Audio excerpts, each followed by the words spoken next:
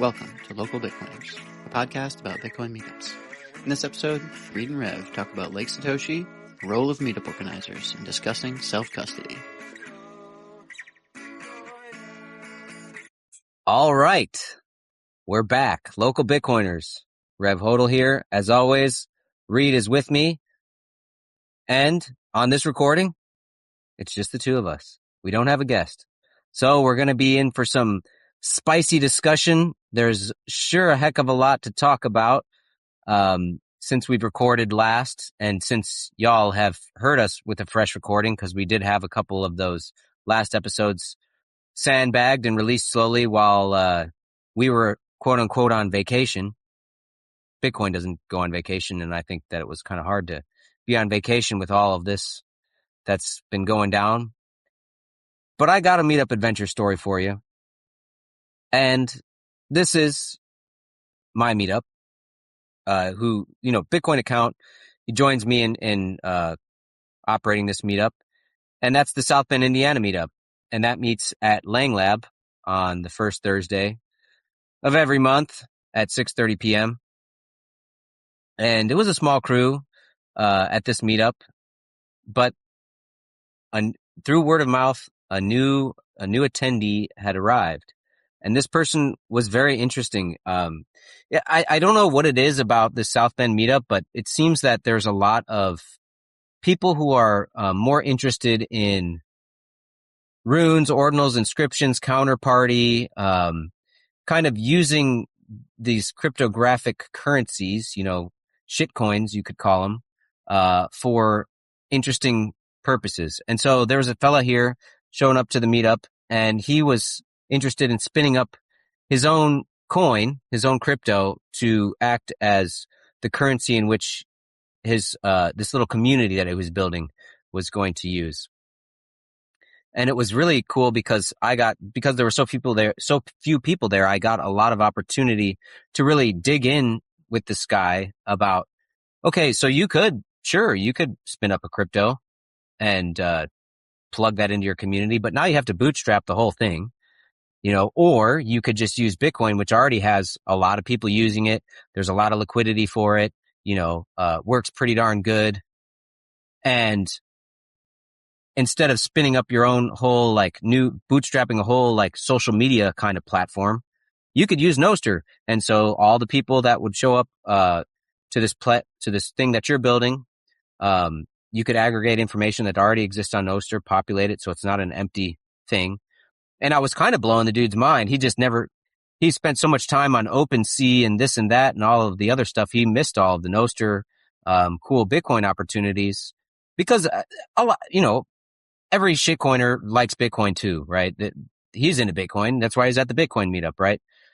He was so out of touch with what was possible with Bitcoin and what's been going on with Bitcoin, that he just didn't know that you could do this. And I was probably the right person to talk to because the website that Reed has built for Local Bitcoiners is like the epitome, the exact example of what this dude was trying to build. A place where the community can come together, they can transact, they can share culture, build cultural capital together, and find reason, be together, be connected. And so it was really cool to get that guy in the Signal chat, and now I've been sharing some resources with him, and hopefully, instead of him doing all this extra work to spin up a shitcoin and build everything, bootstrap it from ground zero, he could just plug into Bitcoin, plug into Nostr, and really have a lot more opportunity to be successful without so much work. Sick, man. Yeah. I don't know. It's good to hear people wanting to build community. I think it's the right motivation to want to start thinking outside the box.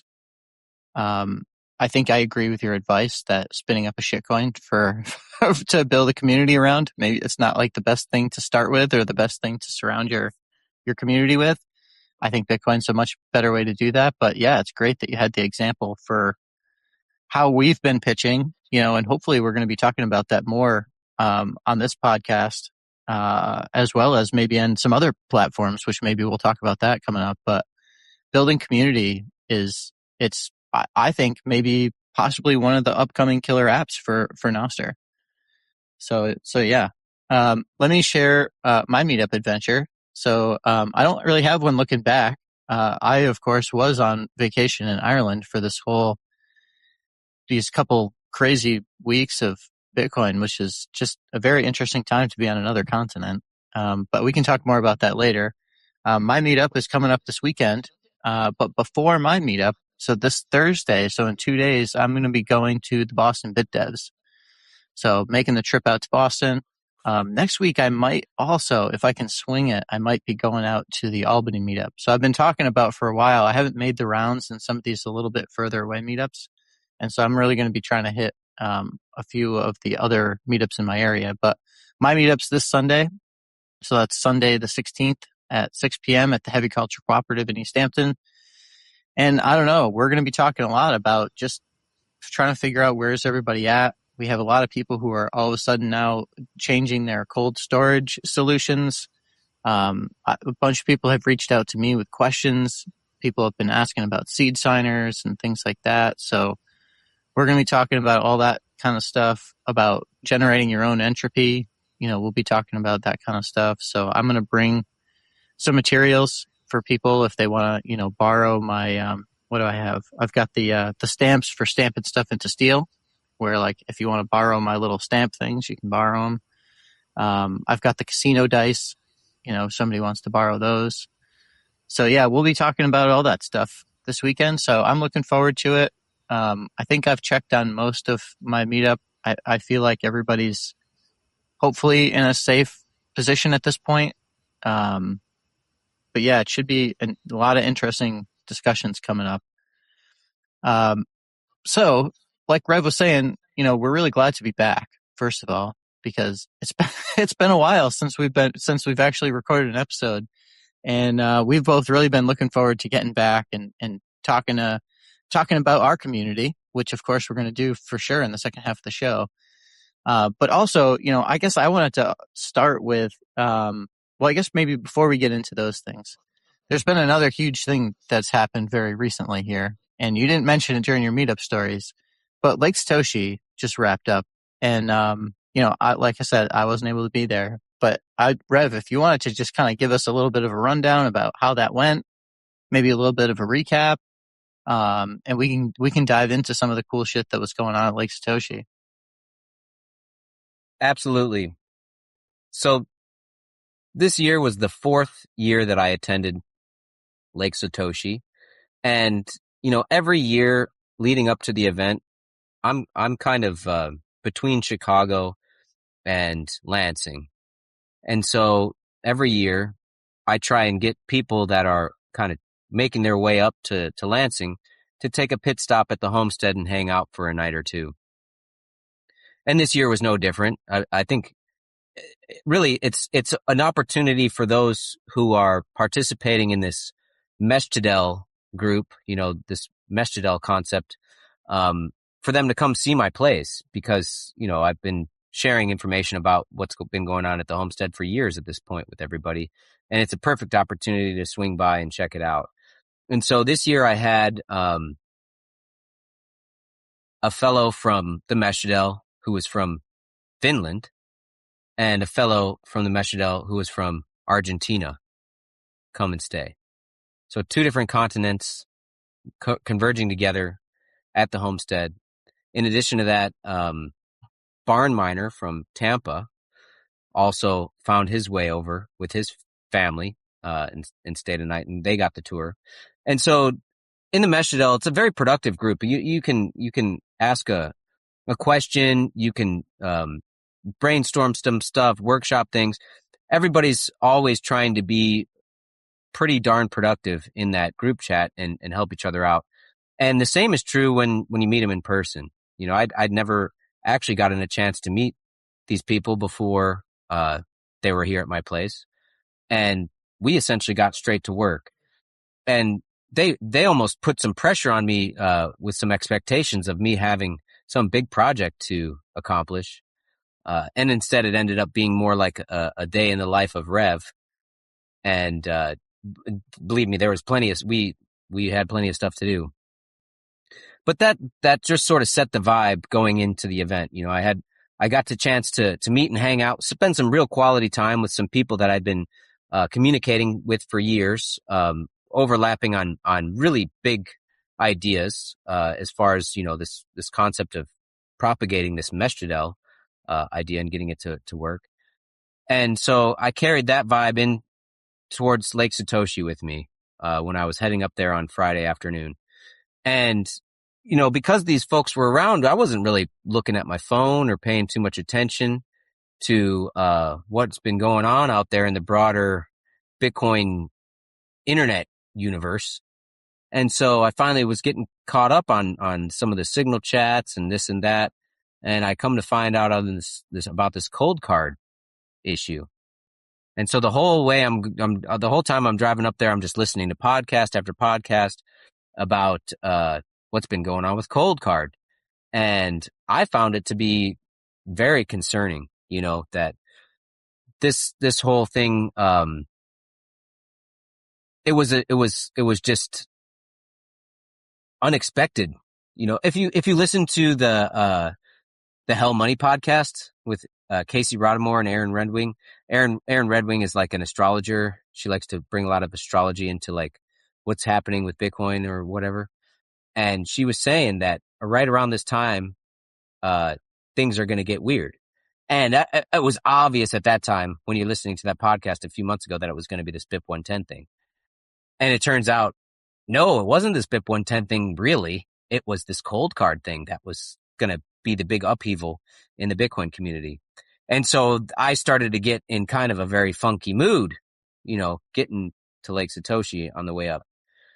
And so when I got there, you know, I got my windows rolled down and I'm rolling into the back to where the campground is, and I'm just yelling, Bitcoin, you know, just kind of calling everyone up to the car and saying hello. And it was great, you know, seeing all of the friends and people that I know from across the state and all the different meetups that were represented. You know, Cleveland guys were there, Indianapolis guys were there, people from everywhere, you know, and got rolling into it. But there was like this figurative and literal dark cloud over the event the whole time. Not only were we dealing with the implications of just figuring this all out, what was going on with cold card, and some people were away from their devices, many hours away, and had no choice but to just, I can't remember if I did the dice rolls or what, you know, what was going on. And I'm kind of here now. Am I going to take me and my family back? Like, is it, because this was information was rolling out you know, it was pretty quick, but like in the heat of, you know, in the moment of the event, it's kind of like you don't really have a full picture to go off of. It's very hard to make the decision. Do you bail on the whole event for maybe a non-issue? Maybe you were good.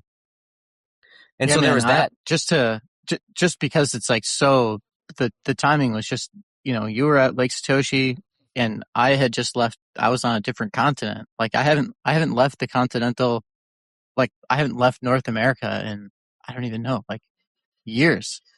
And so it's like, I just, of all the times, like all of a sudden I'm far, far away from my, you know, devices and my seed phrases. And, I was like you, I was like kind of out of the loop because we were out doing stuff and trying to come up to speed on what it is. And I was doing the same thing. It was a battle. Like I had to, you know, I ultimately had to make the decision that I thought, you know, I guess I can talk about my setups, you know, now that it's all different, but you know, I had multi-sigs and I felt like maybe that would be enough. But you know, one of those setups had 2 Mark IIIs and I'm pretty sure I didn't do the dice rolls on the Mark IIIs.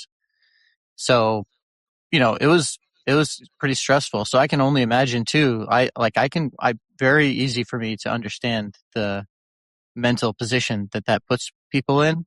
And, you know, that has an effect on the mood of like the vibes, I'm sure, were affected. Were you feeling like the vibes were affected?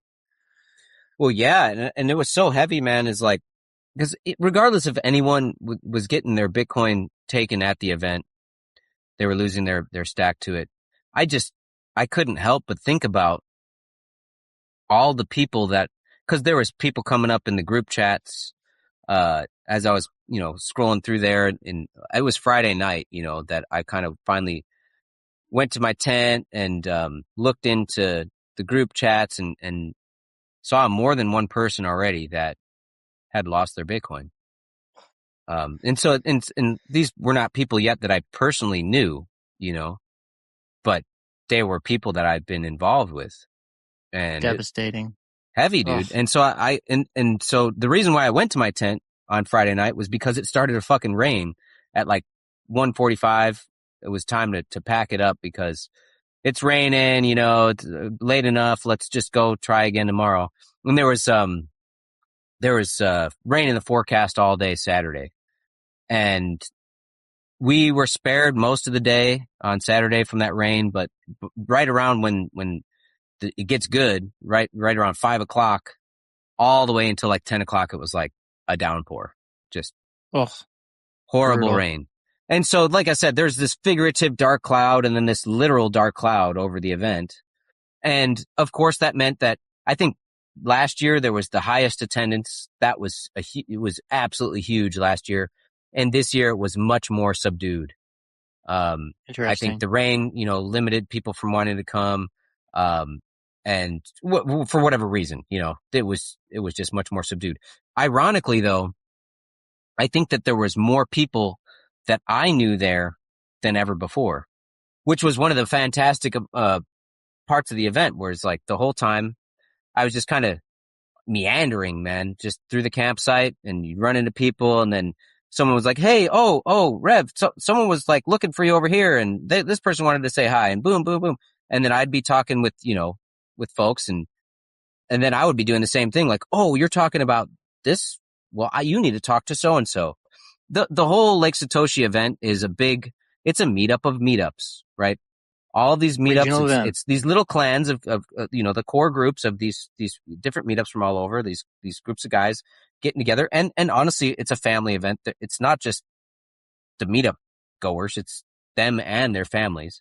So the kids are all playing, it's a very I don't know, how to explain it. It's just kind of just a free flowing thing. You show up there, you just get to talking, maybe you eat a little bit, maybe you drink a little bit, maybe you smoke a little bit, and the kids are all playing, and you just kind of do whatever feels good, and everyone gets connected and has that time. You have this like 48 hours of real quality time with each other, get deep with the conversation one-on-one, and when that ends, you can go and turn around and walk a few steps and start another one. And I talk about cultural capital a lot, but this is a great example of these different cultural capitals being built at every meetup, right? There is a culture to each meetup, and then that meetup can bring the aggregate of that, like their cultural capital, to Lake Satoshi, and now we share our best memes, basically, our best nuggets of cultural capital with each other. And so now when we all go back to our respective places, we've got a way more robust set of knowledge and experience to draw from because of what we've exchanged at the event. Now, Lake Satoshi is also, go ahead, Reed. I was just going to say, it's a true regional event. That's what in how many regional events have we been talking about? I mean, look, I know we talked a lot about, the time leading up to Lake Satoshi, but it's good to hear that it fulfilled on, that part of the promise of Lake Satoshi, which is to bring together all the local meetups. I mean, whether you want to call that a meetup with meetups, whether you want to call that a regional event, maybe Lake Satoshi is more than a regional event, but I think it's also a regional event. And so, yeah, we've talked so many different times about all the different benefits of why that strengthens, these larger regions when you can get together like that, and the meetups can, have a chance to, I don't know, blend that, like you were saying, maybe like blend their own culture of their own local meetup into the broader community. And of course, I'm sure it was just so many good connections and friendships end up getting made at things like that, I don't know. It just, events like that always kind of get me going. And so I'm excited I think I mentioned maybe on the last time we recorded actually. Um, down in Connecticut, there were some of the guys have been talking about putting together a regional event in our area, and I think it'd be really good.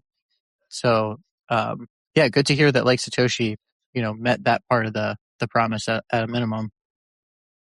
Yeah, that was that was for me, what was my biggest takeaway from the whole thing was that there is serious connection and exchange going on here. If you're interested in this mesh shitl concept, this is a facilitator of that, because now in maybe the meetups have heard about each other, maybe one or two guys have crisscrossed and joined one another, but this is like, now you get to see all of the Michigan meetups in one place.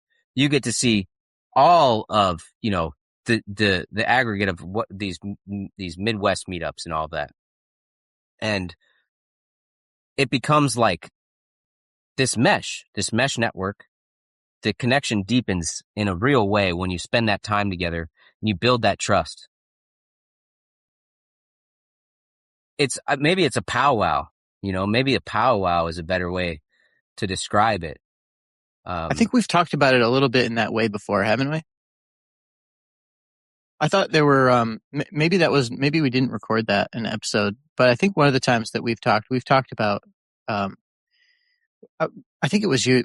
Was it you that was telling me about what a powwow actually is, and how those cultures and communities, it was something that they took very seriously because it was an opportunity for them to come together with, and a lot of times it was to do commerce, to like find out, hey, this community has these things to offer and these are their special skills, and this other community they have these things to offer and they have these special skills, and we're going to come together and exchange ideas, exchange goods and services.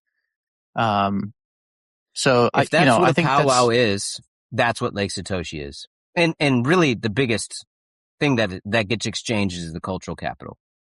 But still there is very much an economic component to Lake Satoshi as far as facilitating Bitcoin transactions. This is a great opportunity to do some experimentation and build some experiential capital about different ways we can create Bitcoin markets and earn and buy things with Bitcoin.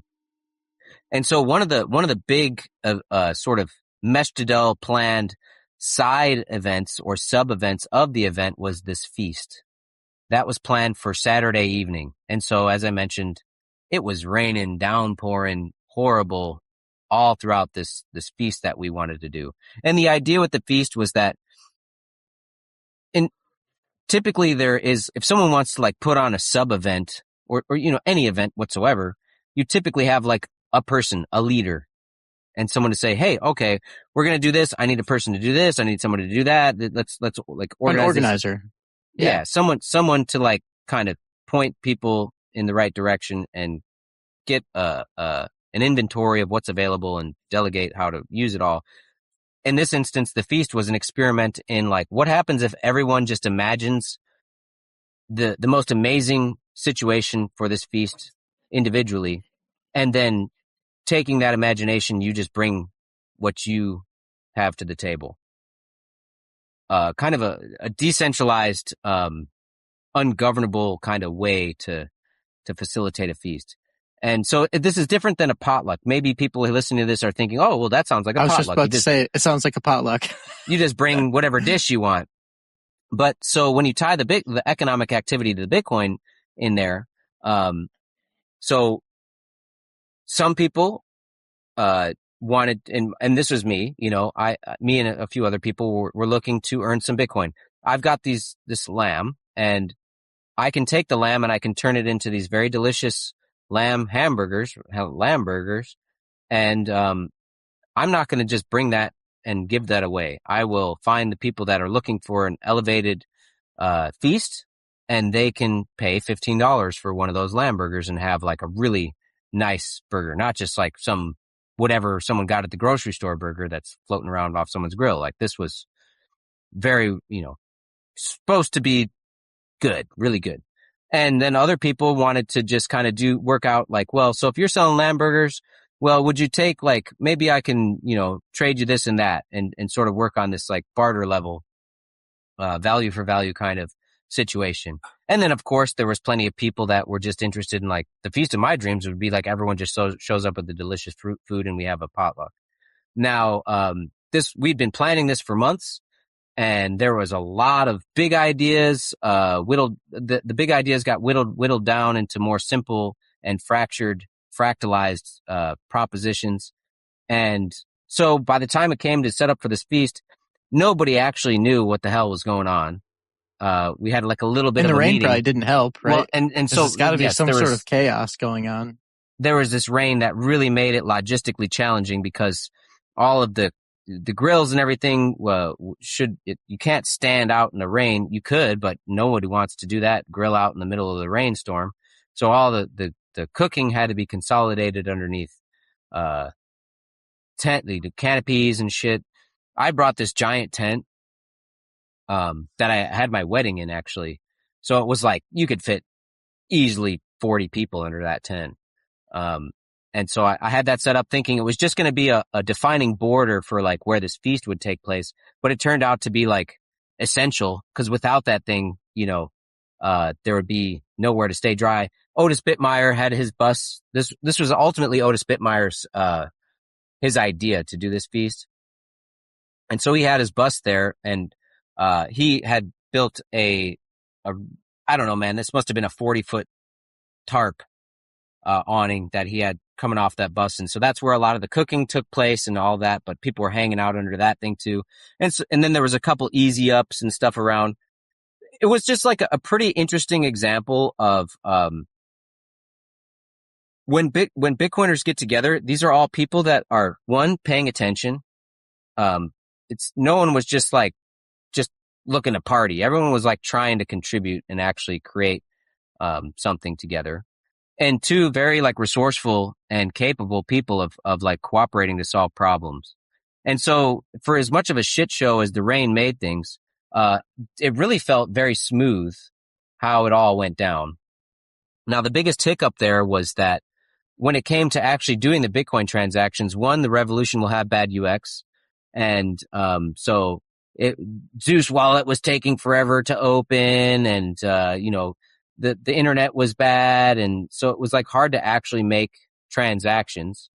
And then you add the layer of the rain on top of it and there was no signage, no one really knew what the deal was.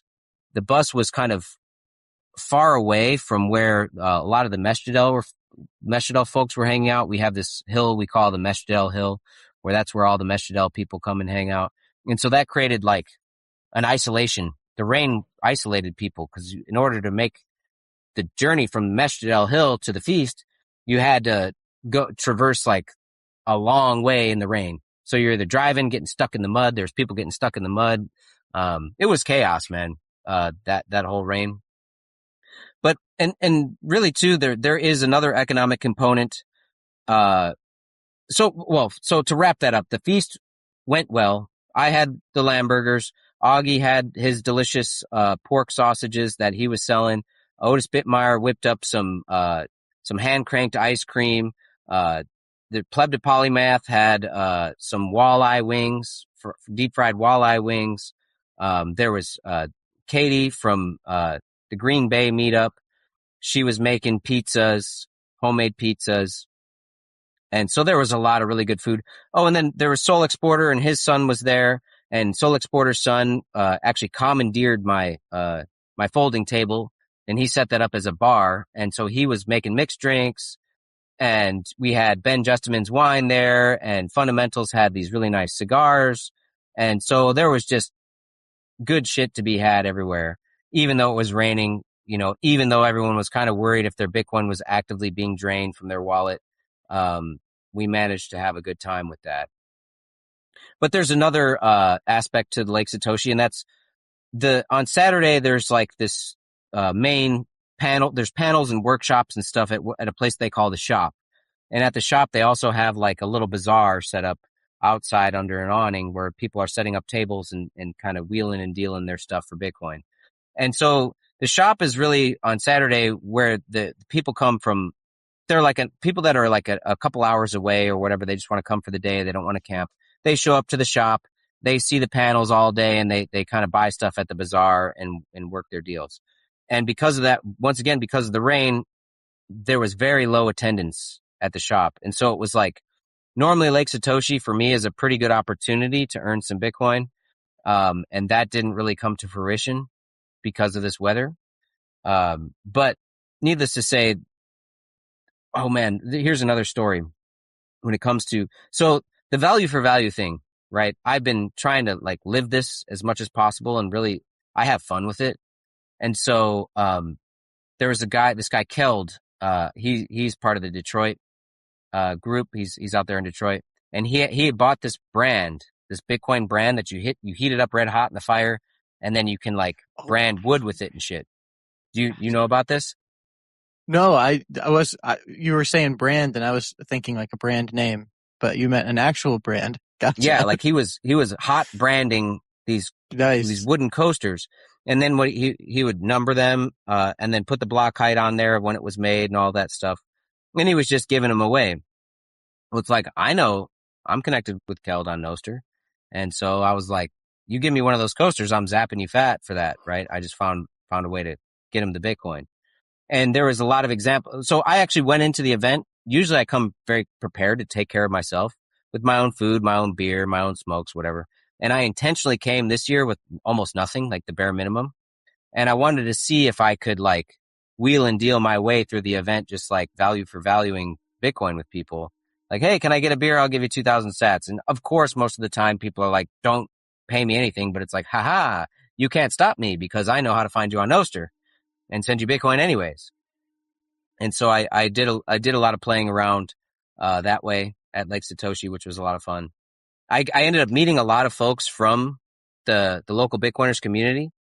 Nice. Logs Awesome. was there, and Logs and I spent a lot of time. Another Sweet. guy, Doug, was with Logs from Indianapolis. Had a great time hanging out with those guys. Actually, a ton of the guys from Indianapolis were there, and I had not necessarily met them. I've been to the meetup one time, but been in that group chat forever. So it was really cool to meet all those guys. That's awesome. I've been talking and thinking a lot about the value for value stuff too recently.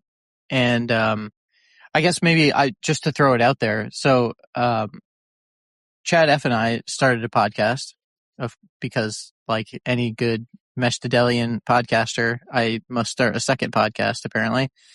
But so if we don't talk about value for value enough on this show for you, you can check out Chad and I talking about value for value on that show. But needless to say, I've been thinking about it, more and more these days. And, there's something about nostr specifically that kind of gets maybe the juices flowing. Once you hit that, oh, I just want to zap your note on nostr, and you zap the note and you feel good about it. And it's like, yeah, that was a cool meme or whatever it is that you want to send 21 sats for. But it starts to get you thinking like, well, if I'm willing to give 21 sats for that, what happens when I come across like real value, right? Like what happens when I come across an hour-long podcast on a really important topic and I get a ton of value out of the information that I've received? Well, you're damn right. I want to send some value back to those people. And it's going to be a lot more than 21 sats, right? If I'm zapping 21 sats for somebody saying good morning, how much more is it going to be? And like you said, now you're talking about physical goods, right? And so now physical goods is a whole different thing, right? Because it's not, internet material is like infinitely copyable and all this other stuff, and information wants to be free, but tangible objects is just the object itself. That's all you get. And so it's just like, well, like you said, you want to zap some sats for a beer or for a coaster or for whatever it is. It's like, hell yeah. Hell yeah. I want to give some sats for that. Like it's just like the more time you start spending, there's, in order for value to really take hold, it's a big mental transition. It's just so far away from like the fiat world. The whole time we've lived our whole lives, it's all about, people trying to rip you off, and you got to be really careful with your money because somebody's out there just wanting to steal it from you. and like everybody wants you to try to trick you into like overpaying for stuff, and you really got to be like on your game and like savvy to like protect your. And so when you come across the value for value community where all of that is completely flipped on its head, where the material, you know, you're putting stuff out there essentially for free, and you're trying to provide the maximum possible value that you could provide, then, you know, you're expecting that people are going to be like, well, yeah, you know, I see how valuable this is, and I want to make sure that to get square with you, that I'm going to give some value back. And of course, there's more than one way to give value. You know, and it's not always just about like sending money, but you know, there's, you know, you talk about it all the time, and we've started talking about it more actually outside the podcast too, like all these different forms of capital. And I will be honest, you know, I think that just hearing you talk about it so many times on this podcast, it's been sinking in more and more for me. Like I see it more and more all over the place in my life. Like, well, you know, I guess this didn't, you know, this particular, you know, event or whatever didn't exactly yield me the monetary capital I was hoping for, but look at all this other type of capital I got while I was here. And so it's been a really good effect on me to start realizing all the different types of capital that I can be accumulating. And it doesn't necessarily have to be monetary.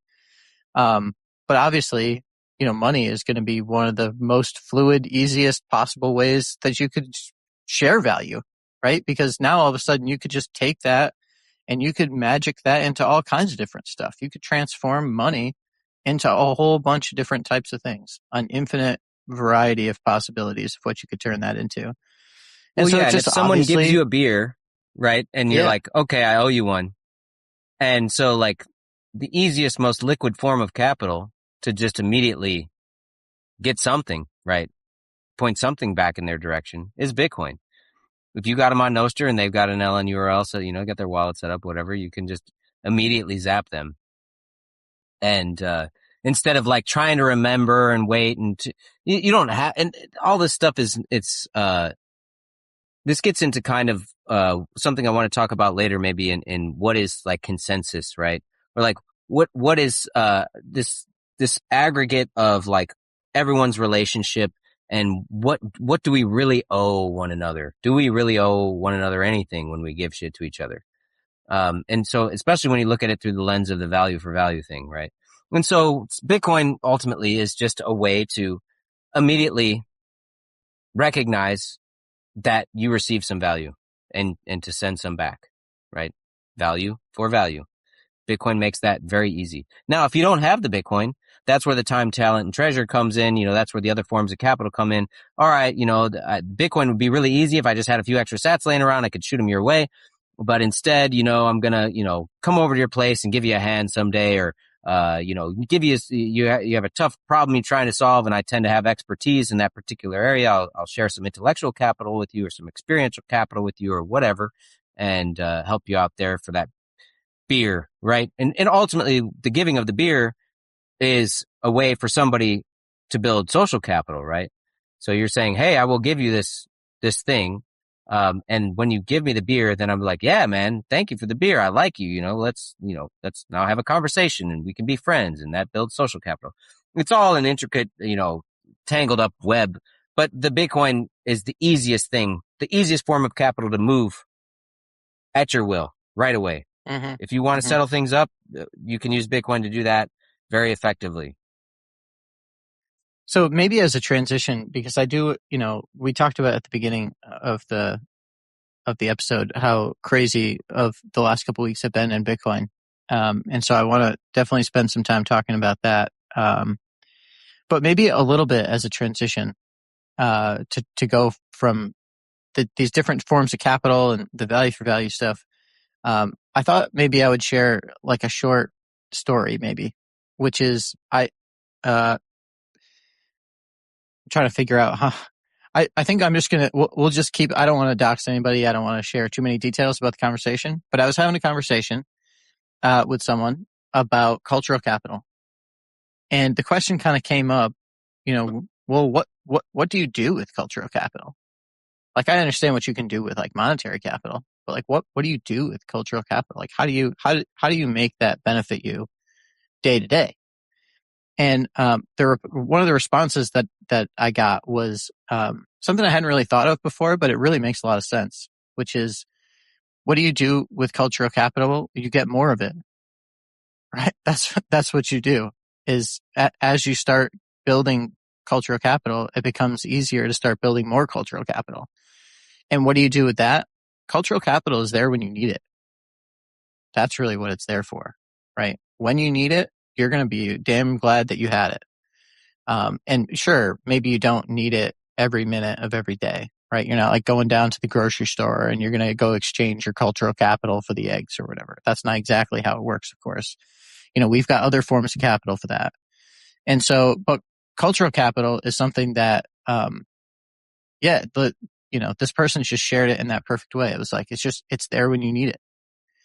And, the reason why that's a transition here is I was kind of saying, so I reached out to my meetup, just as it sent out the reminder, August meetup's coming up.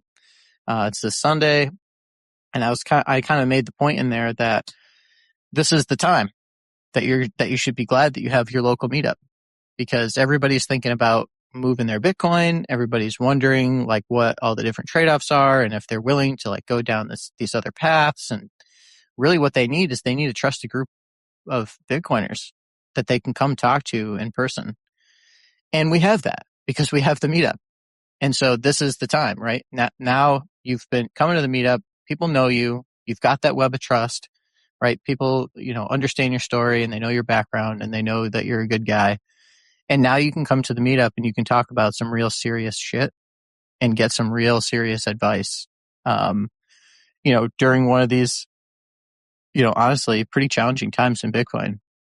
And so the real transition here to the next topic is, I kind of wanted to ask you, or at least riff on this a little bit. What do you think the role of Bitcoin meetup organizers is? And obviously, I think for right now, I'm mostly talking about the cold card situation, because this is a really serious thing. And like I was sharing, every time I hear a story about someone who was affected by it, it's just like so devastating. And so I feel very grateful that that I didn't lose any coins. But there was a period of time where I thought maybe I had. And it's just devastating to think of what people might be going through. So I don't know. I mean, do you want to talk a little bit about like, what do you think the role of a Bitcoin meetup organizer is, like, as we're going through all this? Well, it's a tricky thing because a lot of people are gonna. I think there's gonna be some higher attendance at the meetups because of this. This is kind of like an extreme. At the extremes of the bull market, the attendance of the meetups picks up, and it seems like whenever there's anything dramatic to the downside, the attendance at the meetups pick up because everyone wants to figure out what the hell's really going on, because that's Right. when you go to the meetup, you talk to everybody who's in your community and figure it out. And so I think a lot of people are going to be looking for prescriptions. Well, how should I roll my dice? Should I get casino dice? Should I, flip a coin? What if the coin is 70% biased? Tell me what to do. And I think the answer is like, look, these are options and you got to think about this shit for yourself and make the best decision based on your own context and your situation. And this is what permaculture, if you're looking at permaculture, you're learning about natural systems, and complex systems, this is always the answer. It depends. It depends. And I can't prescribe you anything, but I can help you think about ways to analyze your context and and guide you towards a better decision-making process for yourself. You can never say like, well, of course, just use Seed Signer, dude, and set up this 3 of 5 multi-sig and bury these keys over here. And this is exactly what I do. And I'm just fine. And just copy me. That is not, people obviously got burned from being prescriptive with this cold card shit. And so it's a big moment in saying like, dude, unfortunately, as much as I want, if I could tell you the magic bullet answer, I would, but like there is none. And you have to, work through this. We got to basically workshop this to help you, figure out what you need. Yeah. Cold storage is extremely personal. Everyone's in a different circumstance. You mentioned like burying seed phrases is a great example, because guess what? Not everybody can really do that, right? If you don't have a yard that's like on your property, then you're probably not going to be, what are you going to like bury it in the park? Or like so in some random place in the woods where you're definitely going to forget where it is, right? So it's not the same for everyone. Like everyone's in a different situation. And I have always, people ask me, well, what do you do, right? If I'm not willing to say, I think you should do X, Y, or Z, the question is, well, what do you do? And, I've always said, look, I think geographically distributed multisig. I think that's what you should do. That's what I do. But right off the bat, I was like, that's a lot of secrets you need to go hide. And if it's geographically distributed, dude, that's hard. It's hard to have places for you to go stash this stuff. That's a big, for different people in different circumstances, that's like nearly impossible. Exactly. You have to be honest about like, look, if you're comfortable talking about exactly what you do, whatever detail level you're comfortable just disclosing, you should be also talking about like, this is why this works for me in my context. And if your context and your situation is different, maybe that doesn't make a lot of sense. Maybe that, and dude, this is like a permaculture example from when I got started homesteading. As I never had chickens before, so I just needed a prescription to start doing chickens, right? I couldn't make it up for myself. I had no experience. I had no way to even evaluate my context because I had no idea what chickens could even do or what they needed at all. And so I had to just take like my favorite dude from YouTube and copy his system. Now the stakes with chickens and your life savings is a different thing. But once again, slow and small solutions with permaculture. So is there a way that you can, not put all your eggs in one basket? I just imagine all the people that had these cold cards and they got the steel plates, and they got their magic one seed to rule them all. And they spent all the time doing the steel plates. And then it turns out that seed was absolute shit. And they spent all the money on the plates and everything because it was like, this was the way to back up your seed. And all they had to do was listen to Richard Greaser over there at the Bugle and go to Office Depot and get some printer paper. And they could have just it wouldn't have, it would have been a different story. It's all right? trade-offs. So, it's all trade-offs. It's all personal. It was a lot more of people's time was wasted on other things other than stamping their seed phrase into metal. There were much bigger areas of waste compared to that. Yeah, but and I don't mean to be insensitive about it. Like, I to be honest, dude, I shed tears about this shit, knowing people personally that have lost Bitcoin because of this, and it fucking sucks, man. It's like, it's the craziest thing that's ever happened since my time in Bitcoin. Like, I could imagine like what was going on with Mount Gox would have been maybe similar, but this is like you were thinking that you were in control here, and that you were protected, and the wall unfortunately was like way down, crazy. So anyways, I don't want to, like, it's a touchy thing. You have to we got to take lessons from this at the same time as like be graceful with the people that had befallen tragedy, basically. Yeah, and it's. I guess there's just the one maybe additional point to make here, because it feels very much like like this dark cloud, like all this dark times, and it really truly is. Like, I can't think of another word other than just absolutely devastating to hear about all the really good, hardworking people that, in some cases lost everything. It's really, truly a tragic event in Bitcoin. But the reality is, Bitcoin is under attack, and Bitcoin is always under attack. Literally always constantly under attack. And, we talk a lot about when you hold your own keys, you're being self-sovereign. And if you want to be self-sovereign and your property is under attack, you have to defend your property or you're going to lose it. And, again, not to be insensitive at all. And this was a surprise, right? People didn't know that this was happening. It came out of nowhere. You didn't have time to prepare. But now we do have time to prepare, right? Now, hopefully the big wave is over. People have moved their coins. If they felt like they were affected, they've got them to a safer setup with better entropy or whatever they needed to do. And so now hopefully everyone will start thinking a little bit more adversarially about their stack and ready to be agile if they need to make a change, be educated about what risks they are open to. This was open, so, fine. We don't have to talk about if it was open source or source viewable, but regardless, this bug was out there for years and nobody saw it. And so, maybe this introduces into the Bitcoin culture that, maybe before you run free and open source software, spend a few bucks on an AI to go check out the repo for you and say, hey, is there, are you seeing anything that I should be concerned about with this project? Especially And with I the know, fringe shit, like the stuff like, that it's, if you're like looking to experiment around, yeah. absolutely, because with And the if your with the money cold is card going thing was into it, there wasn't a lot of incentives for people to poke holes in their code. completely agree. Because there was no, like they forked Trezor, right?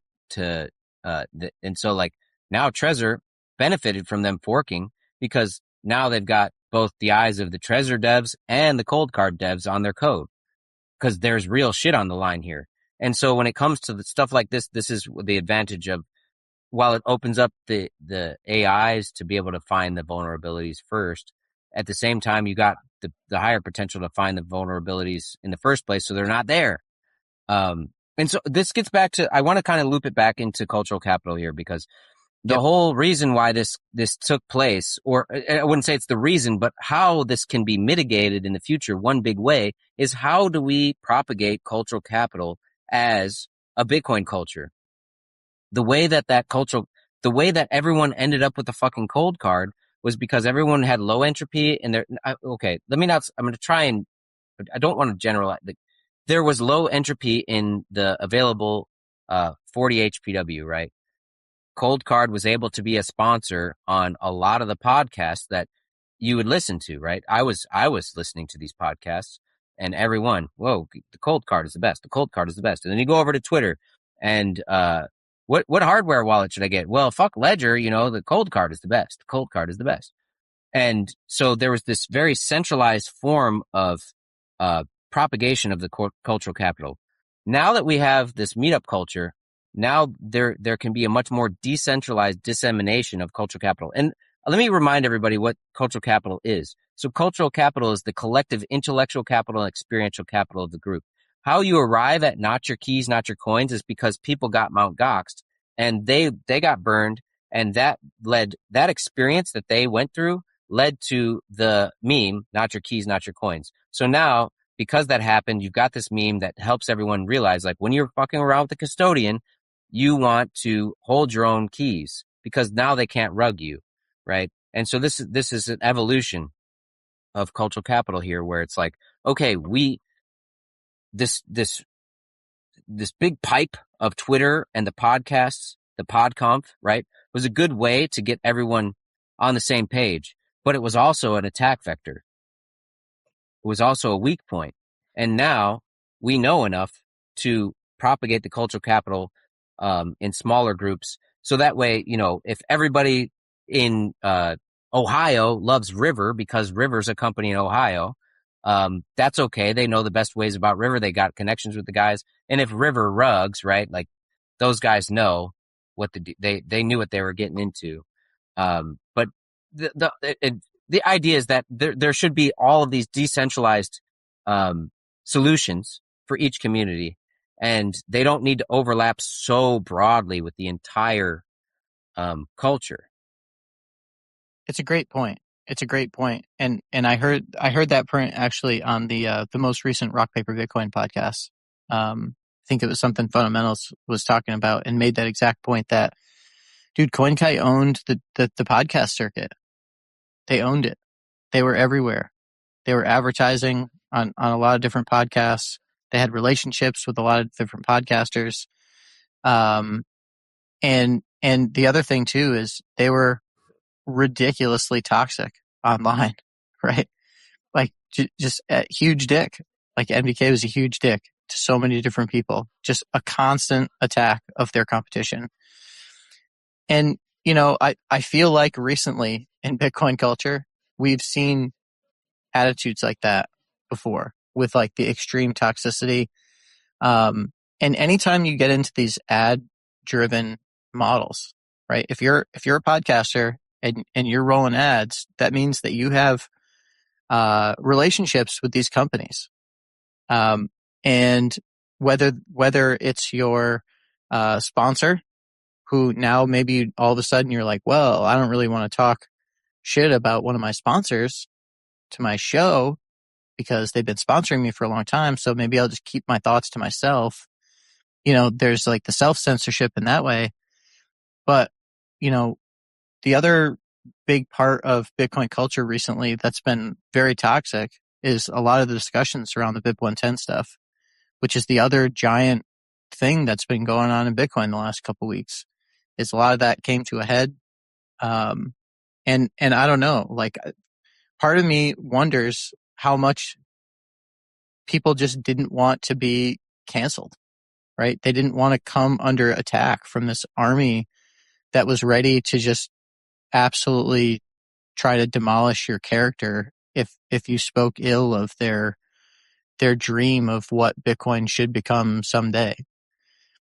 And I don't know, man, it's like red flags. Like now I can see it. Hindsight's 2020, but it was there with NBK. It was there with CoinKite, you know, these red flags. And I think a lot of that, you know, hopefully people are seeing those same red flags when they start thinking back about all these different podcasters that maybe, you know, maybe they told you to run a BIP 110 node and now you're stuck and you wrecked your node and you're going to have to redo everything because, you know, you listen to someone who is worried about being canceled by the mob. And so, I don't know. I don't like the incentives. You know, anytime you get into situations like that, the messaging gets all messed up because the incentives get misaligned. Well, yeah. Is in that kind of environment, is there an incentive to share your experience and what you know? If what you're going to talk about is going to be attacked and strawmanned into you're a pedo or whatever, it's just more valuable for you to not participate in that discussion. And so, yeah, now that it's over, I think we can talk about what we can learn from it. And I think the biggest takeaway for me was that, you know, even if there's like a small, loud group that wants to change something, effectively, it's very hard to change anything. Like this building of consensus was, I mean, I've had people say that, oh no, it wasn't really rushed trying to build consensus around this BIP 110 thing. But I think that in relative to other historic soft forks, this would have been the most rushed one very rushed one in recent history, right? If you compare it to SegWit and Taproot, which are the big ones, right? This would have been a big one. And so there's just not been that time to get everyone. Once again, the cultural capital has to be there in order for you to fork. Everyone has to have the same knowledge and experience around a thing in order for consensus to be built. You can't have consensus without everyone being on the same page. So let's talk about, you know, the thing that we had kind of written down here for the last part of the show before we get into the value for value section is to talk about like, what is consensus? And I'm glad you brought up because that was one of the things I wanted to bring. So right when it was actually before, when was this? Well, I don't have the date right in front of me. But it was before BIP 110 really had its number yet. And we were already talking about it in our meetup because people were asking about it. I think it was called 444 back then for some reason. I don't know why exactly. I don't know enough about the history to know why the number changed, but we had started talking about it. And I wanted to show a case study about what happened, like another soft fork. And so I pulled up Taproot and we did a little bit of it was our Bitcoin history topic for the Socratic seminar. And I was like, let's just talk about what happened during Taproot. So between Taproot getting its BIP number assigned and by the time it locked in, it was a year and a half. Taproot had overwhelming support. There was virtually no one who was against it. The big battle that was going on, and air quotes here, big battle about Taproot was activation method. Because everyone was so confident that it was going to activate that it was the only question was just how should we do it? And there was a little bit of tension about if it should the nodes enforce it first or should the miners flag for it first? And that was it. And so the way that they had built, how are they going to activate it? They did something called speedy trial and they had a tight window and they needed 90% of blocks to lock in over, I think it was like a 3-month window. And then if it doesn't lock in, then they were going to do a user activated soft fork after that. But guess what? They had 99.7% miner signaling. So yeah, like what is consensus? Like consensus is messy and it's going to be difficult to actually put your finger on what, like, oh, tell me the definition. When have we crossed the threshold and we have consensus? Well, I don't really know, but I know Taproot had it. How about that? 99.7% miner signaling in a tight window and no user dissent of any kind to be heard almost anywhere. Okay, that's what consensus was. And so if that's consensus, this BIP 110 thing was nowhere near that. And actually, I really liked some of the numbers. Sir Spencer, Wolf Kansas City, did a great breakdown. The way that he was talking about BIP 110 was basically just by the numbers. He's like, look, let's just talk about this for real. Okay. At the absolute peak, you guys had like 18.5% of the nodes. That was like the big finish line home stretch. You got to like less than 20% of the nodes. So it's like, well, do the nodes enforce the rules? Well, it sounds like they do. And the nodes said, no, we don't want to run this. We don't want to run this fork because 80% of them, or even more than 80%, weren't even running it and probably had no plans to run it. Well, you have to think about the people that are the spammers. They're running nodes in order to do the ordinals inscription stuff and to do it well. Now, sure, you can do aggregate services just like you can do pooled mining and everything else. But ultimately, the people who are interested in the spam have to run nodes. The miners have no incentive to make a change that would, limit the potential for transactions to take place. They have an incentive for more potential possibilities for transactions to take place. And you could see that with the lowering of the fee rate, where the blocks were so empty that they're like, well, fuck, we'll just lower the fee rate so we can get some transactions in here, because if no transactions are happening, that's counter incentive to what the Bitcoin network is supposed to do. I think it's simpler than that, though. From the miner's perspective, I think it's even simpler than that because like we saw with the BIP 110 thing, as soon as you start forking, right, as soon as you end up in a situation where you're possibly going to be on a stale chain, that means that you spent, as a miner, you spent all that time and effort. We know how unbelievably hard it is to mine a block. Well, you just mined that block and threw it right into the trash can. That was a total waste of a block. Why would you? So I think, I don't necessarily think miners are thinking about, oh my gosh, is there like an incentive here for like JPEGs? Like, dude, I bet they're not even thinking about that at all. I think the miners are thinking about how do we make sure the next block that we mine is going to be on the majority chain so that way we get the payout for it. And yeah, I think if 90-something% of all the Bitcoin nodes were all going to run this other fork, we all agreed this is the way it's going to go, I think the miners would have followed, yes, out of fear that they would end up on a stale chain.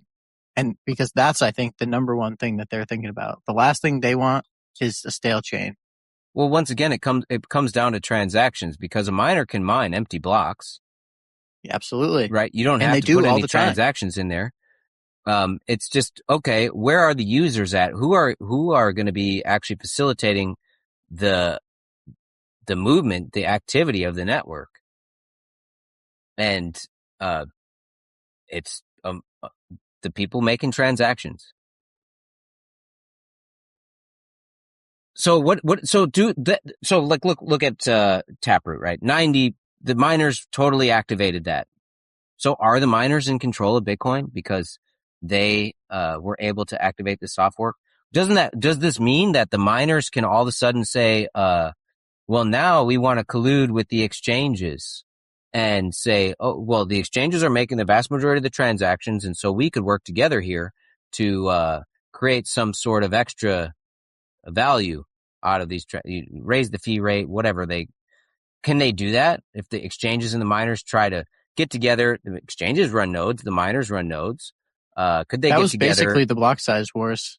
Like going Yeah. back to that was it was the miners and the exchanges. They were the big blockers for the most part. So they've got nodes, they've got hash power. They could start running some code, right? They could say, oh, look, we'll run this code together and create a situation where everyone has to join us because we're the big dogs. And nobody has to run that code. Nope. They don't force you to run that code. And so if there is any, you have to have, once again, an outsized, a massive dominance in order to force through something like that, to collude like that. That's the centralization, right? This is what we're all worried about, is how centralized is Bitcoin becoming? And clearly it's not so centralized that changes can just happen willy-nilly. As long as Absolutely. there's enough decentralization, then it is a literal aggregate of the decisions of the group, of everyone participating in the network. That is what consensus is. It's the aggregate of all the people doing Bitcoin stuff. And you can see examples of this, and it doesn't track exactly, right? Okay, but it's similar in the price discovery of something, right? You could set whatever price you think. And if you're the only guy in town and that has this item or this widget or whatever, you're the only one producing it, and you could just price it so expensive and force everyone to buy it. But guess what? Maybe people can't afford to buy it. Maybe somebody else is going to figure out an alternative to compete with you. And all of a sudden, you're not in control of the price of that thing anymore. The market is in control of the price of that thing. The price has to change.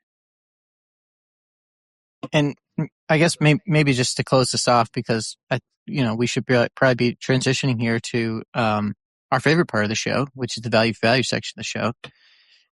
But before we do it, maybe my kind of closing thought, and maybe this actually ties together some of the things we talked about a little bit, but I hope that I really like what you said about the memes, right? Like, where do these memes come from? And a lot of times they come from, they say pain is the best teacher. And like the Mount Gox thing, like, dude, that was an unbelievably horrific experience for so many people as well. And it's different than this one. I'm not going to say it was like the same thing or anything. It was not the same thing at all. But I don't know. I guess I'm hoping that this becomes a catalyst for some changes to Bitcoin culture. Maybe this is a reminder for people to stay a little bit more humble when, whether that be when you're recommending your favorite Bitcoin products, to remember that, hey, even some really smart computer programming devs who you just assumed had reviewed all this code and maybe even had reviewed all this code missed something.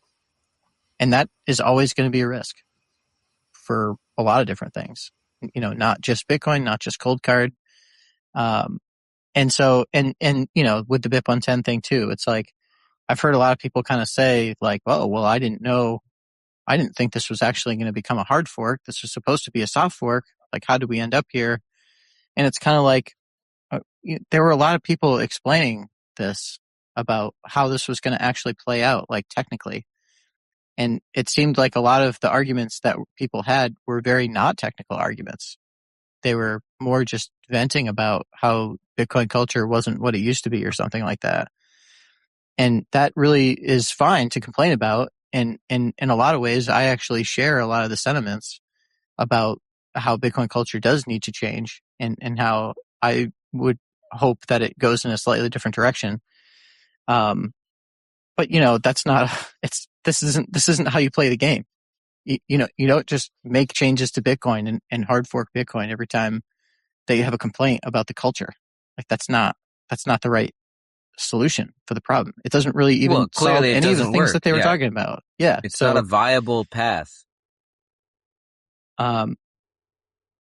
but yeah, so I don't know, I, even myself, right? Like I feel humbled by a lot of the stuff that's been going on, and, just remembering that there's a lot of things out there that I don't fully understand. And I just need to remember that, um, in a world where you're trying to be an actual sovereign individual, it's good. It's just it becomes my responsibility if to do this for myself. Exactly, man. So if you want to have the most influence over what is consensus as an individual as possible, that means that you have to participate maximally, right? If you have the ability to run a node and connect that node to your wallet and actually use it to facilitate your transactions and verify and shit, actually use your node, not just run one. Connect your node to your wallet. Find a way to do some hashing. Find a way to earn Bitcoin. Find a way to spend Bitcoin. Use Bitcoin in all the ways that you can. Participate in all the ways that you can. Then the aggregate of all of us doing this is what Bitcoin is. That's what consensus is.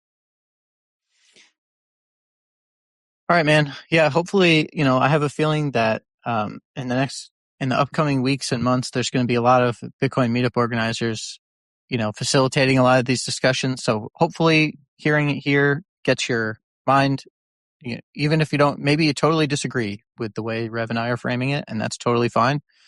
But hopefully it gets your gears turning, because I have a feeling there's going to be a lot of these conversations happening, and a lot of those conversations are going to be happening at Bitcoin meetups. So if we don't say it enough, get to your local Bitcoin meetup. Let other people know what is your opinion. What do you think about all these topics? Go out there and share, because if we're talking about the aggregate of all of our knowledge and skills and abilities, well, you got to get out there and share it. That's how you form the aggregate. So get to your local meetup. We want to hear from you. Yeah, propagate it in the most decentralized way, which is the Bitcoin meetups. That was the failure, was the centralized pipeline of the propagation of the cultural capital. That was the weakness, the chink in the armor that allowed this attack to happen. Whether you believe that this was malicious or not, that cold card got into everyone's hands through that centralized pipeline of information. And we don't have to repeat that. We can share information in a different way now. All right. What do you think? Should we transition to the value for value section of the show? Let's get back to it. It's been so long before we've optimistic vibes. Man, there's been a lot of activity. It's been 3 weeks since we read any boosts, I think. And I don't know what the leaderboards have been doing, but we can talk about that. Yeah, let's get into what the community's been up to. Yeah, this is gonna, this was a little bit of a dark cloud episode maybe, but this is, I think, gonna brighten everything up. That's why I'm glad we're closing out with the value for value section. So, just like Rev was saying, dude, so much has happened, and I'm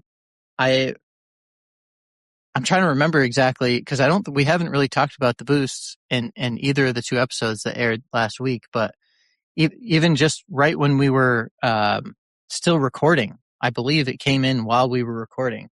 We got a new biggest boost that we've ever received on the show. And it's a pretty insane amount of sats.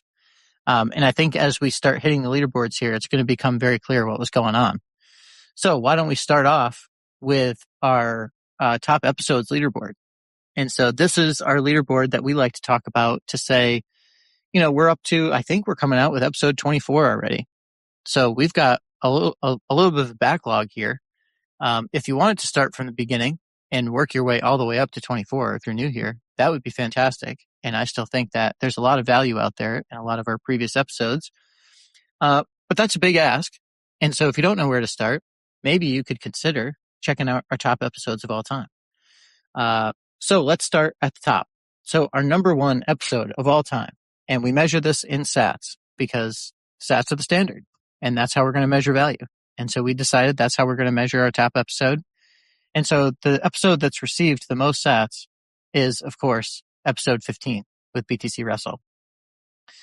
And so episode 15, of course, was our discussion. We talked a lot about privacy. We talked a lot about the title of the episode is Privacy is Sovereignty with BTC Russell.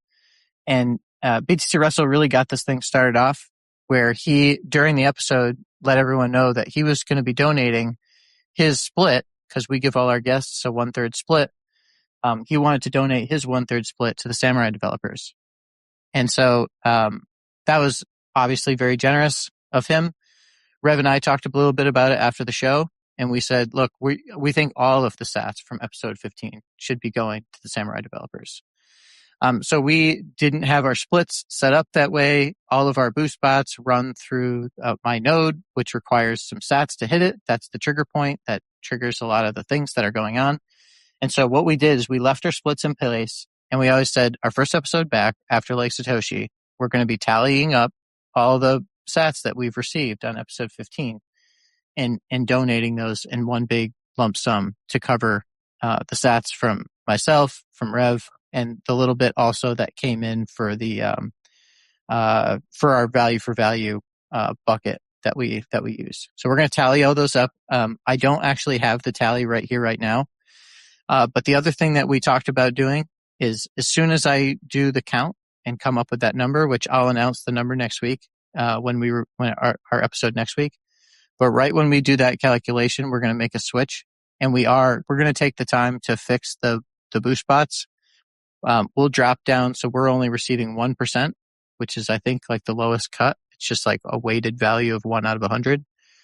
And we'll take that 1, and that'll drive the boost bots. And all the other sats are just going to go automatically from here on out to the Samurai developers. Possibly, maybe it would have been easier for us to do that a long time ago, but that's what we're going to do going forward. Well, yeah, this is the small and slow solutions at play. We don't know, how people are going to break our games. And this is one example of breaking the game. But what's cool about this is, guys, is that, so if you've been thinking about donating to Samurai, sure, you can find a way. You go search, find a way, find that address, send them some Bitcoin. That's cool. But if you do it through us, now you can get extra value because you can attach to your boost, information about a meetup that you're doing, information about a product, information about a song, information about a long form article, information about whatever the hell you want. You can just, but now there's information that you can propagate through your donation. And that's what the 1% does, is it gives the value that you can propagate out.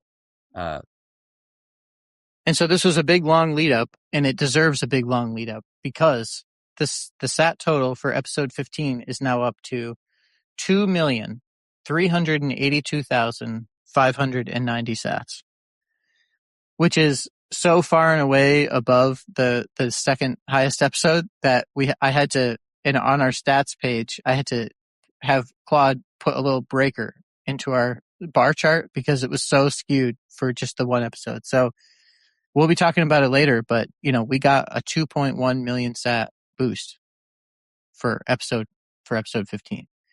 And so we're going to talk all about that once we get there. So this is your first taste of it at our top episodes, and this is the first time you're going to hear about it.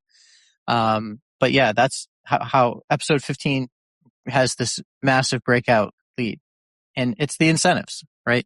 This is, look, we don't get normal boosts like this because, again, the value in this particular case, the value is going to the Samurai developers, and I'm going to go out on a limb and say those guys probably provided more value to the industry, to the ecosystem, than the Local Bitcoiners podcast has, at least so far. And so those sats are going to Bill and Keon, and we're really happy to be able to facilitate the transfer of value. And we thank you for doing it through the show, because now we get to continue talking about you, and we'll get to know this donor. We're going to talk about that later on. So let's move on to our second highest episode of all time, which is episode 2 with GC and James from Jersey City. That episode is up to 153,591 sats, which is also still a huge total. Episode 2, always a classic. It's been on the leaderboards for a long, long time. Episode 3 on the list, this one, a lot of big movement here too, was episode 20, right? So that was with the Chicago Bitcoin Collective guys. That's with John, Foyce, and Brady.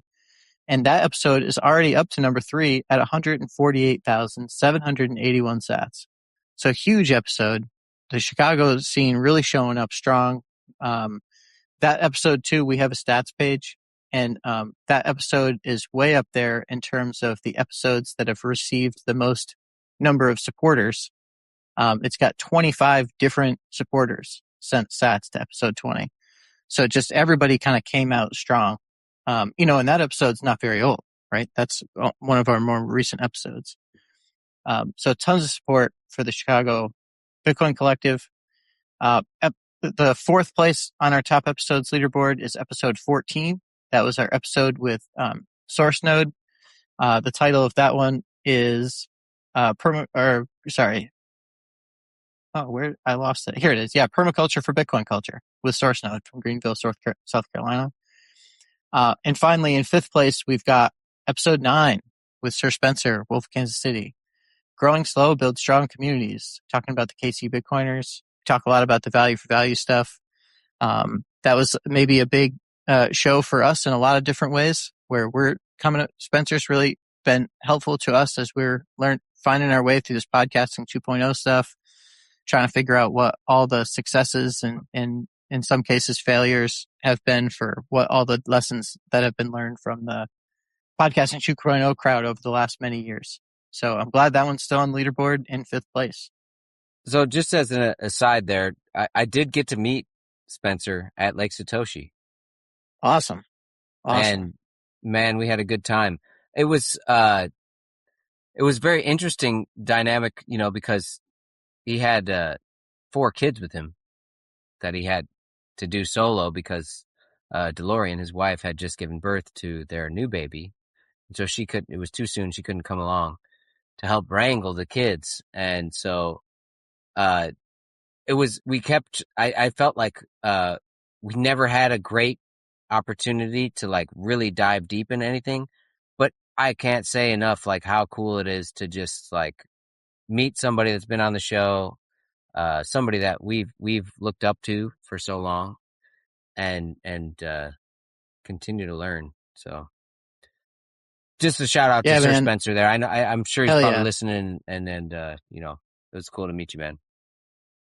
I know, man. Just so many, like I was mentioning before, Lake Satoshi. I think that's really what I was, all the FOMO I had for that event was the opportunity to meet so many people who have been part of the show, whether guests or, supporters or people who've been sending us all the boosts. I knew so many of those people were going to be there, and it was just such a bummer. I missed out on my opportunity to meet all these people in person. So would have been great to meet Spencer. I'm sure I really hope we'll find an opportunity to touch base at some point. It's going to be Nakamotown, man. There you go. Nakamotown. Sir Spencer said it's happening. Yet? It's happening whether Augie wants it to or not.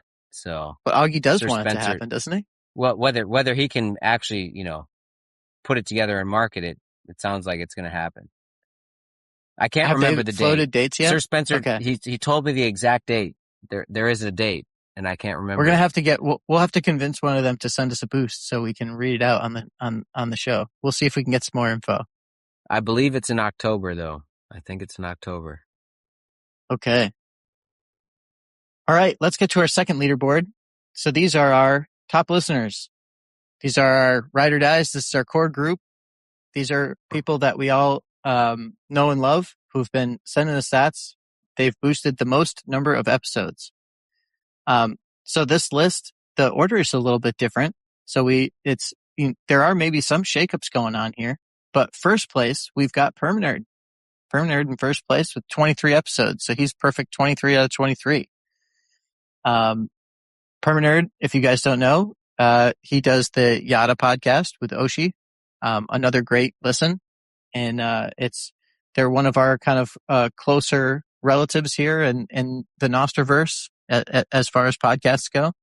So we love to share a little bit of a stage with those guys. We've had a lot of different crossover back and forth with boosts going both ways, and we love to talk about their show. So thank you, Permanerd, for the support.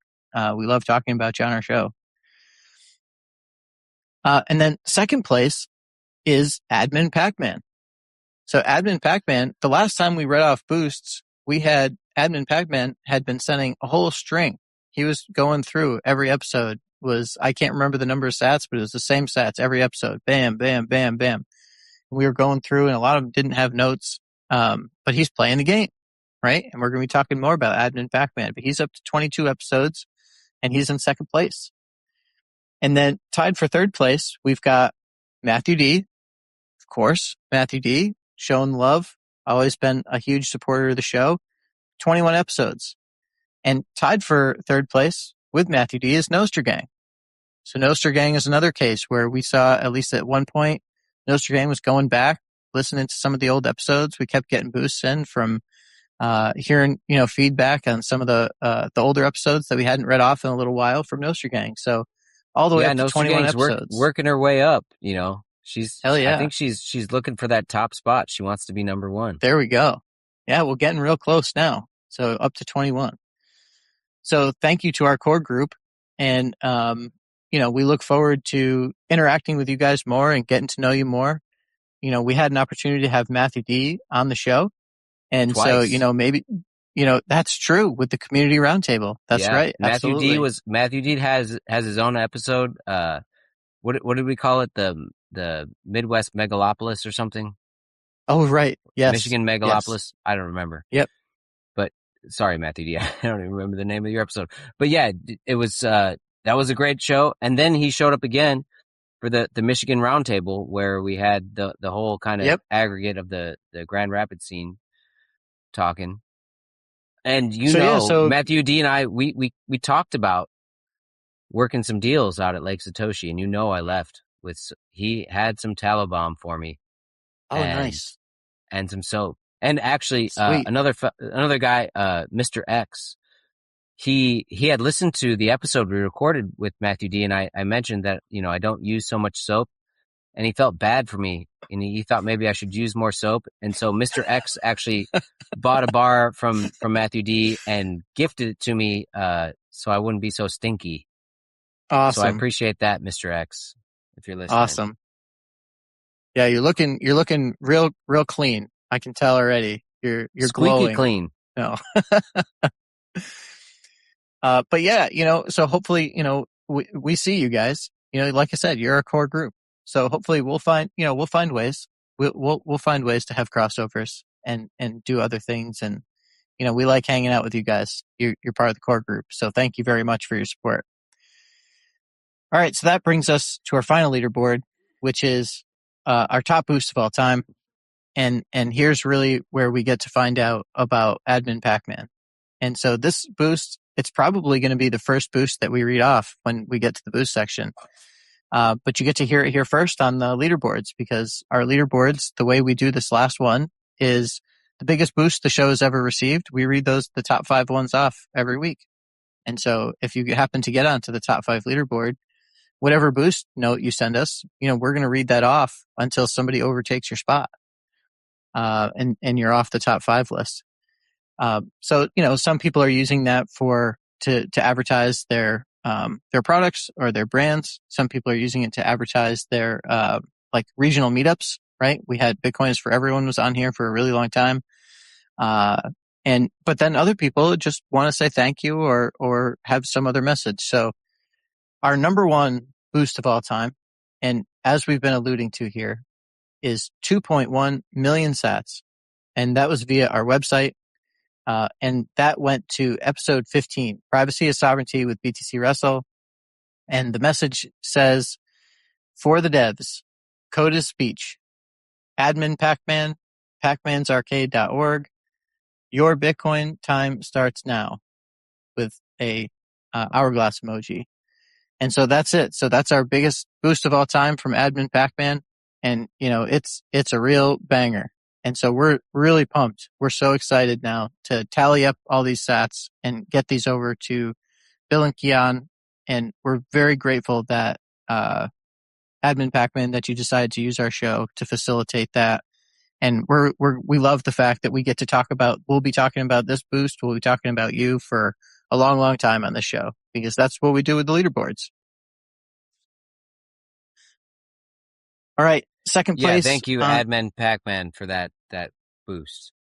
That absolutely. That's a big contribution. That's going to make a real difference in somebody's life. Where those sats are going, those people will be able to use that in a real way. It's not just $5, man. That's a big deal. So I appreciate that. Yeah. And, going back to what I was saying before too about, I realized that when we put together these leaderboards, it seems like, maybe we're tooting our own horn here, right? We're trying to brag about how popular our show is or something like that, but that's really not what this is about.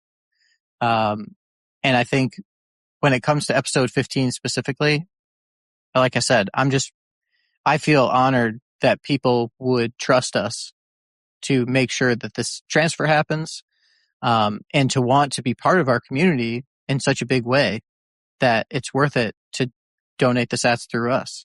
So that way you can be part of the community here. And so it means a lot to us. And I hope it means a lot to Bill and Kian as well. And this is also a way for it never to be forgotten. Every episode, we're going to be talking about Samurai. We're never going to forget that these guys were attacked by the system, doing everything that they thought was by the book. And that's propagation of cultural capital right there. You can't forget these things. If you forget them, then you're subject to the same thing happening over. This is history repeating itself, right? This is how permanent culture gets developed, is through the continuous propagation of that cultural capital. All right. So let's get through the rest of the biggest episodes of all time leaderboard. So second place, we've got 300,000 sats via localbitcoiners.com. This was a show level boost, so it didn't go towards any particular episode, but that's from Sovereign. And their message is, Sovereign is the geek squad for Bitcoiners and Bitcoin companies. Come check us out at sovereign.io, spelled SOVREIGN. Thanks, Rev and Reed. And then third place is also Sovereign, and also from the website. And this one went to episode 15. So another humongous boost coming in for episode 15 from Sovereign. And Sovereign's message on this one is, Sovereign focuses on helping individuals, families, and companies integrate Bitcoin into their personal and professional lives with confidence, recognizing the crucial role it plays in the broader economic picture. If you want to dig deeper into self-custody, node running, or point-of-sale implementation, Sovereign has your back. Thanks to all the Meetup organizers out there for helping keep the Grassroots Bitcoin ethos alive. Fourth place, we've got BTC Jackalope coming in with 105,000 sats via localbitcoiners.com. And this was on episode 2. Meetups are the ultimate web of trust, Jersey City, New Jersey. And that was with GC and James. His message is, escape to the Listening Loft Cabin in Wilmington, Vermont. A modern 2-bedroom retreat featuring signature vinyl record listening loft, luxury bedding, and a peaceful deck. Perfect for skiing at Mount Snow or a relaxing getaway. Pay in Bitcoin and get 20% off. Visit listeningcabin.com for more information. Well, thank you, BTC Jackalope. And I haven't had a chance to catch up with him recently on this, but I hope maybe somebody's actually been checking it out. We'll see. I mean, it's a lot more popular in the winter times because it's right near a big ski resort in Vermont. But yeah, if you haven't checked it out yet, go visit listeningcabin.com. See if you can figure out how to pay in Bitcoin and get a big discount. And finally, 1, 2, 3, 4, 5. Finally, our next biggest boost of all time is 100,000 sats from Sovereign. It says, here's what I'm thinking. Sovereign focuses on helping individuals, families, and companies integrate Bitcoin into their personal and professional lives with confidence, recognizing the crucial role it plays in the broader economic picture. If you want to dig deeper into self-custody, node running, or point-of-sale implementation, Sovereign has your back. Thanks to all the Meetup organizers out there for keeping the Grassroots Bitcoin ethos alive. And that was on Source Nodes episode 14, Permaculture for Bitcoin Culture. So thank you again to all our supporters. Let's see. Just like a little note about Sovereign, because I don't know if they're going to come up in the boosts. I'm trying to, like, in my mind, not say too much if it's going to come up again, and we're just going to reiterate ourselves. But Sovereign, if you go listen to the Becoming Sovereign podcast through this whole cold card thing, it sounds like Brandon was there for a lot of the people that were, utilizing Sovereign. He was very attentive and helpful to an extreme degree, getting people the information they needed to avoid any loss of funds. And so super important role to play. You once again verify, think for yourself on this shit. When it comes to, if you want to trust Sovereign, with this, when you need help, looking for help with Bitcoin, but go listen to the podcast with Brandon, Becoming Sovereign, and see how the story that he tells, man, of what they went through in order to help everybody through this. It was pretty impressive. Have they released a pod to talk about that? Because I know they've got absolutely. the podcast too. They have? Okay. Yeah, so it was Brandon doing kind of like a solo rip on, everything that just the whole chain of events and what his process was for dealing with it all. Yeah, it makes me, actually, let me look. So let's see if that episode is in so we've got our community feeds. And so if anyone has boosted that episode, it would show up in our podcast feed because they are part of our community. But I'm not organized enough here to be able to go through this whole list right now to see if I can find it. Yeah, scrolling quickly, I don't see it. So yeah, but go check out the Becoming Sovereign podcast. The other thing I wanted to do before we leave, I know it's not exactly part of the leaderboards, but we like to give some other shout outs. Shout out to the streamers. We actually have a new number one streamer of all time measured in sats, and that's Stacy. Stacy has streamed us 20,620 sats. And so that was a big, I can't exactly remember when it was coming in, but it may have been kind of a really heavy, stream of one or two episodes that came in and over 20,000 sats. So thank you so much, Stacy. We see you. Thank you for streaming us sats, streaming us value. And then some of our other top supporters are still right up in here. Logs is over 16,000 sats streamed to us all time via Fountain. Club to Polymath is over 10,000 sats now via Fountain. Chad F is on this list. He's streamed us over 9,000 sats on Castomatic. And so, yeah, so if you go to our localbitcoiners.com website and go to our stats page, you can see our top 10 streamers are all listed here. So go check that out and you can see our streamers. And then also, just to shout out real quick, we've got our top zappers as well. And so the funny story here, a little bit of a funny story. So our top zapper right now of all time is Local Bitcoiners, our own podcast. And the way that happened was I, during the last, cause we do the 21K sack giveaways for promoting meetups, and I zapped the wrong note. I zapped the note the sats came straight back to us because I zapped the note that's on our website, which is published by us. What I needed to do was zap. I can't remember. This one might have been Permanerd. I can't remember who won the last one, but yeah. And so it's like, oh no, I got the sats back immediately.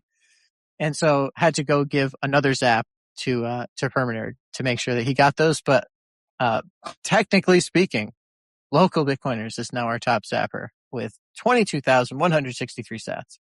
Well, that most people, when they make Bitcoin transactions, it's to themselves. There you go. That's the number one Bitcoin transaction that anyone makes is sending sats to yourself. So we have to This one follow in suit unintentional, and but zapping ourselves as zapping well. ourselves, right?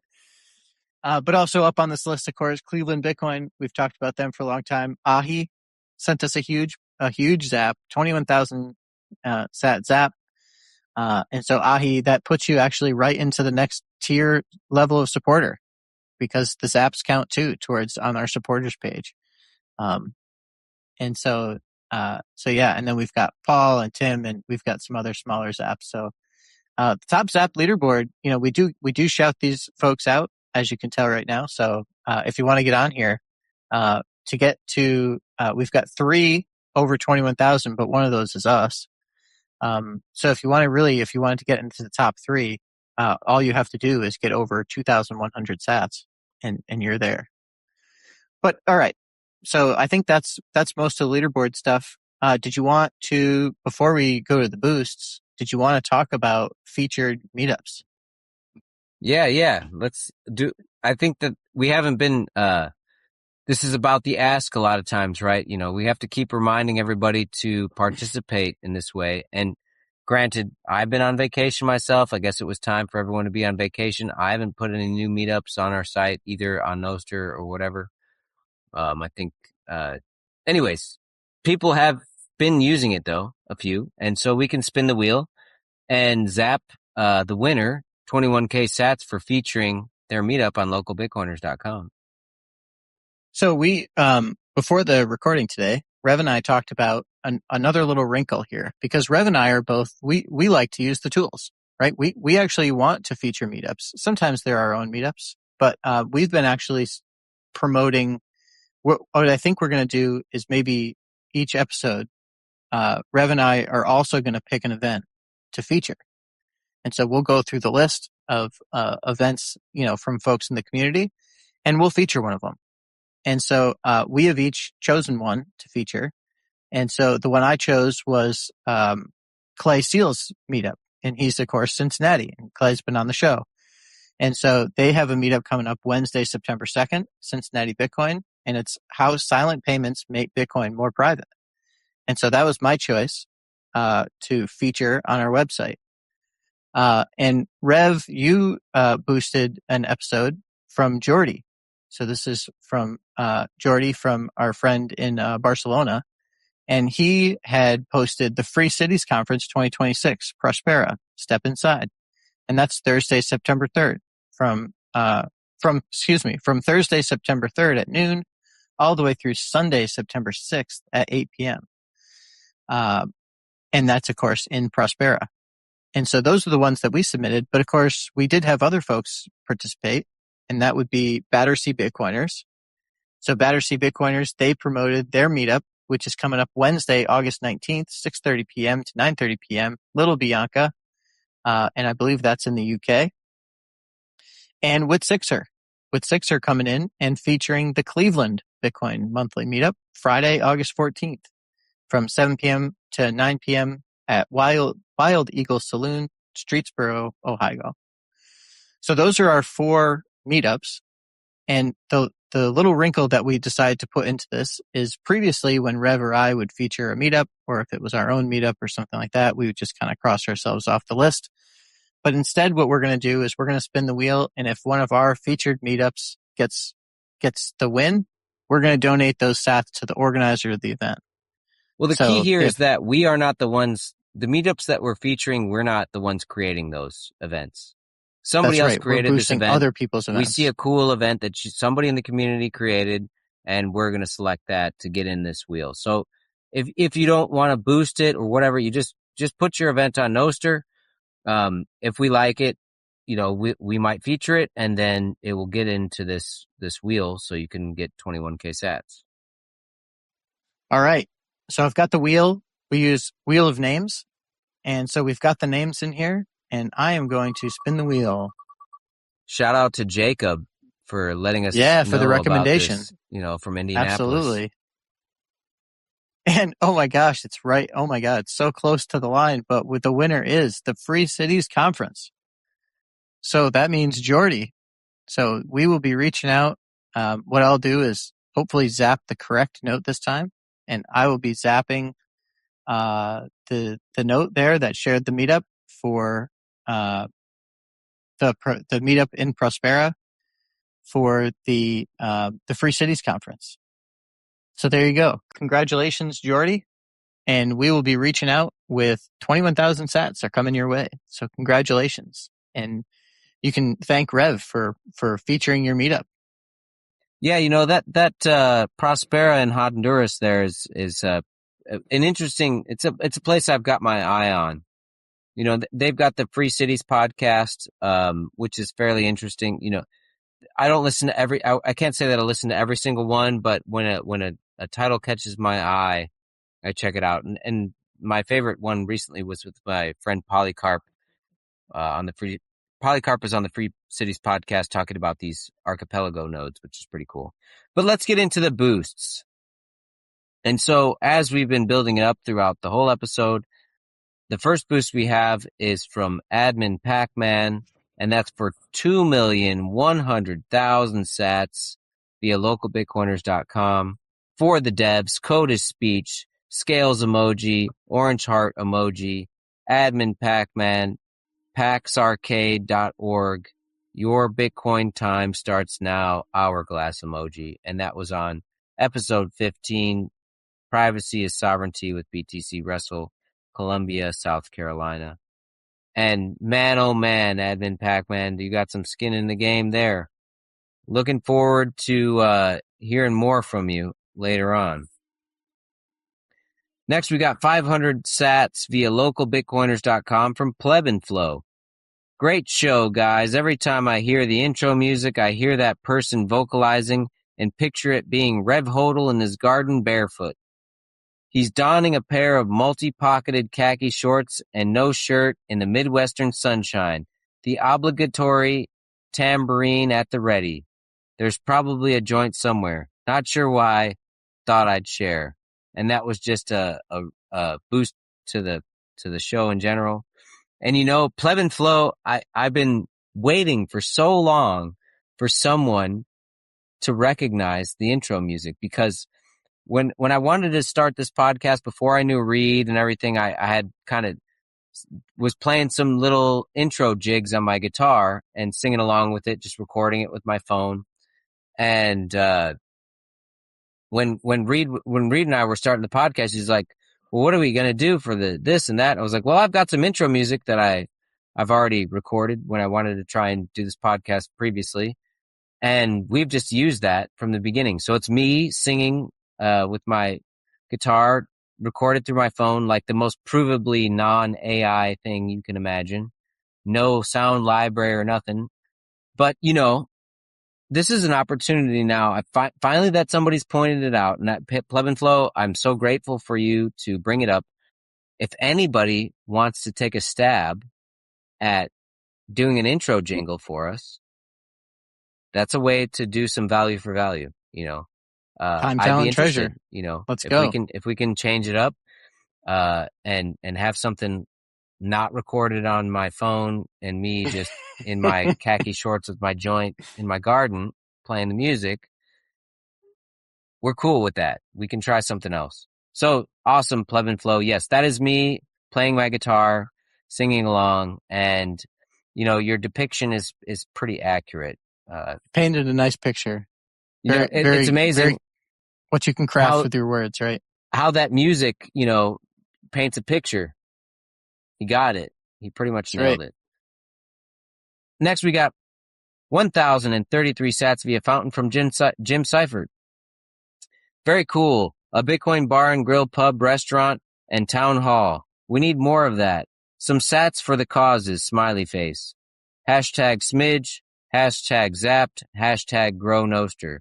And that was on Chicago Bitcoin Collective, episode 20, with John, Foyce, and Brady. And man, yeah, and Jim, the Chicago Bitcoin Collective is, I'm going there, not this week, but next week, I think, again. And I'll be there actually, sorry, Reed, just another thing. The Chicago Bitcoin Collective is having this value for value summit, and I will actually be presenting, the 9 forms of capital there. in Chicago. You're going to hear how this value for value stuff works in tandem with the 9 forms of capital. There's going to be a value for value concert with Stardust headlining at a local venue, and then amazing food by Foy's. Anyways, what were you going to say? Yeah, man, that's another event that I'm having some serious FOMO for. I have a little bit of a work conflict that week, but I'm going to be, I don't know. I would like to see if I could find a way to make it out to that. That also sounds like an amazing event in a place where the local Bitcoiners podcast and scene would fit right in, because we do talk so much about value for value, and we've both been on this value for value kind of journey into podcasting. So a lot of our friends and people who have supported the show, I'm sure, will be out that way as well. So definitely feeling the FOMO for that event as well. Well, and another thing is, like, it's small. It's naturally capped by the size of the venue. So it's a small event. The tickets aren't expensive. They're not cheap, but they're worth it with what you get involved. I'm speaking at the event, but I bought a ticket. You know, I paid to go to do it. And so, you're going to be in a crowd of like high signal folks, you know. It's sick. It's going to be pretty cool. I'm excited for it. And I was just going to say too about Jim Seifert here is as I've learned from he's a big supporter of the Yada podcast, and he's always boosting them, you know, it seems like every episode. And he's big into the hashtags. And so we've got the 3 hashtags. SMIJ is Jim S backwards. I learned that. I think yeah, those guys on that podcast put that together. I don't know if I would have noticed that immediately, but there you go. So thank you, Jim Seifert, for participating over here. Jim's been my homie on Nostr for a long time. We've been awesome. Interacting through the permaculture and gardening shit for a long time. So thanks, Jim. Hell yeah. Next, we got 100 sats via localbitcoiners.com from our friend Admin Pac-Man. Infinity divided by 21 million Bitcoin sign. And that's for the Great Lakes Megalopolis. Oh, it was the Great Lakes Megalopolis. That's what the name was. Great Lakes Megalopolis with Matthew D. Ann Arbor, Michigan, episode 21. The iconic episode 21. Matthew D. got that one. Next, we got 333 sats via localbitcoiners.com from Permanerd. Another interesting and informative podcast. Matthew D. sounds like a gentleman and a scholar. You guys are making me jealous that I don't live in the Midwest. Keep up the good work. Hashtag Yada. And that was for the Great Lakes Megalopolis with Matthew D. Ann Arbor, Michigan, episode 21. Thank you, Permanerd. It sounds like Permanerd's getting to his local meetups, man. And, you know, he has been. It is what you make it, you know, that nobody came and dictated that Michigan was going to have a sweet Bitcoin meetup scene. It was just the aggregate of all of our own actions to make it happen. And so you want to do it, you can take the reins and do something. You know, everybody can. And if you do, it turns out like Michigan, it seems like. Pretty cool. Next, we got 250 sats via Fountain from Clay Seal. Thanks for the great work in Columbus. Looking forward to getting up to see you guys at some point. And that was on Recording the Revolution with Shannon, Columbus, Ohio, episode 19. And so it sounds like Clay from Cincinnati is gearing up to go hang out with Shannon. And the meetup cross-pollination is activated, you know, thanks to local Bitcoiners. We're connecting the meetups together. We're propagating this cultural capital through a decentralized means and not through a central pipe. So that way we can be more resilient. Let's go. Next we got 5,000 sats via Boost Me Bitch. And that was for upping your meetup game with Steve, Scott, and Tally, Louisville, Kentucky, episode 18. And so, I don't know, no person associated with that boost, but all right, Louisville, Kentucky appreciates the sats as much as we do. Thanks for participating. Next, we got 500 sats via Fountain from Battersea Bitcoiners. Great episode, guys. All right, so let me pause right here. I read this boost. It was this boost came in 19 days ago. Yes, and I read it and I was like, I have to practice this shit. I have to be on my game. I did not fucking practice. Okay, so you guys, I haven't. Here we go. I read this boost. I know what's coming, but I haven't practiced, and I'm gonna fucking rip it right now. All right, so Great episode, guys. Give this one a go, Rev.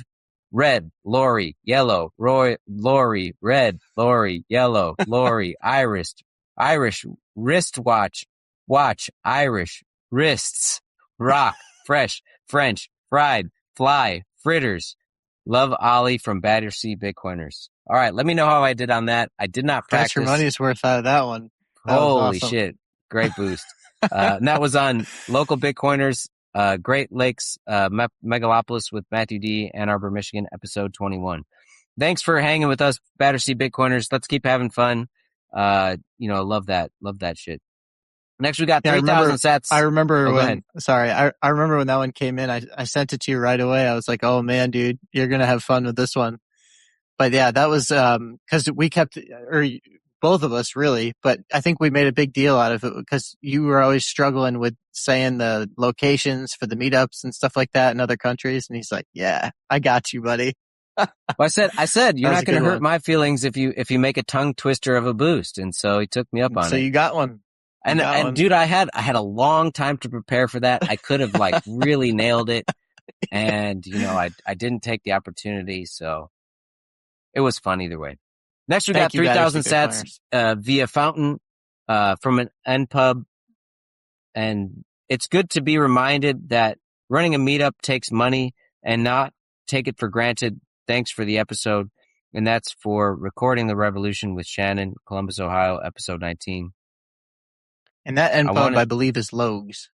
Is it Logs? Okay. Yeah, I wanted to say it was one of the indie guys. Yeah, man, it was a great time meeting you, Logs. And, we found a chance to bump into each other a lot over there at Lake Satoshi, even though everyone was kind of so isolated from the rain and everything. So, and the conversations that we have, it's like Logs is on to something, and keep an eye out for what Logs is doing because he's working. I think that Logs is going to be putting out some cool shit coming forward. Next, 5,000 sats via localbitcoiners.com from Whit Sixer. Michigan has a great Bitcoin culture. A few of us Cleveland Bitcoin members have been up to Lake Satoshi and had a blast. I can't make it this year, but others from the group are going. By the way, I lived in Wise Hall back in 1995 as a freshman at Eastern Michigan and got to experience the glorious defeat of the team from up north as Colorado and Cordell Stewart beat them with a Hail Mary. I made sure everybody in that dorm heard my cheers. Go Buckeyes. ClevelandBitcoin.com. Go check out our website at clevelandbitcoin.org. Or, I'm sorry, at Cleveland Bitcoin. Check out our website at clevelandbitcoin.org. And that was on the Great Lakes Megalopolis with Matthew D. Ann Arbor, episode 21. And so this boost is really important because I wasn't sure if I met with Sixer at Lake Satoshi. I was kind of like, talking with Bitish a lot, and I was wondering if there's other Cleveland people kicking around. And I talked to a lot of folks, and I was like, I wonder if Whit Sixer just like never told me it was him. And I talked to him, but apparently he wasn't there. So I thank you for confirming that I did not meet you at Lake Satoshi Whit Sixer. And I was wondering, I feel like I'm, an outsider here and not really into all these things, but this seemed like we're still going with the Ohio-Michigan, rivalry talk. That's what this is alluding to, I assume? It sounds like it. Yeah. Keep like going, guys. Whoever's getting a kick out of it, you guys can play the game, this little mini quest within the boosts, and Ohio, Michigan. We'll play along. Go. Yeah. Next, we got 1,237 sats via Fountain from God's Death. Thank you, gentlemen. And that was on Great Lakes Megalopolis with Matthew D., Ann Arbor, episode 21. Thanks, God's Death. Keeping up the boosting. And God's Death, I think his value is going to show up in the podcast feed on the website. You're going to see God's Death contribution on there. He's not just boosting our show, he's boosting lots of shows. And you can find the signal that God's Death is consuming over there. And you skipped over one, by the way, and it's a good one. Did I? So you're going to want to back up one from Bullish Clips. I missed it. Read it. It's not on my. It's not on your page. So we got the one it's showing on my screen here is 500 sats via Fountain from Bullish Clips. This was on episode 21, Local Bitcoiners, the Great Lake Megalopolis with Matthew D. Ann Arbor, Michigan. And his note is, hashtag TapeMySats supports importing, exporting products via NIP99. We'll be doing more testing now that y'all mention it. Sign up for the beta with the referral code localbtc to support the show. Visit takemysats.com. So there you go. Thank you, Bullish. We appreciate the referral code. I'm not exactly sure what we get out of it, but appreciate the shout out nonetheless. And it is great to hear that you support exporting your products to NIP99 now, because we know a lot of our community members have stuff for sale on Take My Sats. And if they export those to NIP99, they'll show up in our community feeds, in our NIP99 community feed. So that's great to hear. Thanks, Bullish. Yeah, super excited for the interoperability. What this means for the merchants, right? The people selling stuff, is that you put that product up in one place and it ends up everywhere. And if you're a participant, this is one thing. This also creates the incentives for participation, because in order to get on our website, all you got to do is hang out with us. That's it. One boost. You just have to build the social capital, right? Just boost us and participate. And then now you got access to marketing your stuff on our place, in our marketplace. You can come to the bazaar at localbitcoiners.com. Super cool stuff. And next we got an 888 sat boost via Fountain from Bullish Clips. And Bullish says, the bullish market loves the local Bitcoiners. Thanks for your support. Next event is Friday, August 21st at 6 to 7 p.m. Central Time. Save the date, book the link, and join us using Bitcoin as money. Join us in using Bitcoin as money. Bullishmarket.onrender.com. I'm going to say you should refresh your page, because now you skipped like 3. Really? So maybe while you refresh, and hopefully they'll all show up. Okay. If you want, I'll read off the next one. So there was another one, 1,000 sats from Wit Sixer. This is the boost was for Meetups and podcasts of the Signal. That was all the way back on episode 3 with Boomer. It says, great episode. After listening to multiple episodes now, it's clear to me that every meetup across the world is a beacon of light, reminding me of the light towers being lit up in Lord of the Rings. We grow stronger with every one. Adoption is clearly beginning to speed up. Well, thank you, Witsixer. And apparently you're going back and starting to boost some of the older episodes. So that's great. And hopefully you're finding what we've been saying, which is even our older episodes seem pretty timeless. So hopefully you still got some value there out of episode 3 with Boomer. The next one here was a boost from me, 420 sats. But in this particular case, the reason why I sent in a boost was to boost an article. And so just like how we have in our community feeds where you can feature a meetup, we also now have a feature where you can feature a long form article. And so what that means is sending a boost to the show with a link to the article on nostr. And now it will show up at the top of our community feeds, on the localbitcoiners.com website. So the article that I boosted, was an article, and of course the boost preview doesn't have the name here. So let me just pull it up real quick. And so this article was by Jordan, and it's introducing Ashigaru desktop client version 1.0.0. So they released a long form article to talk about that.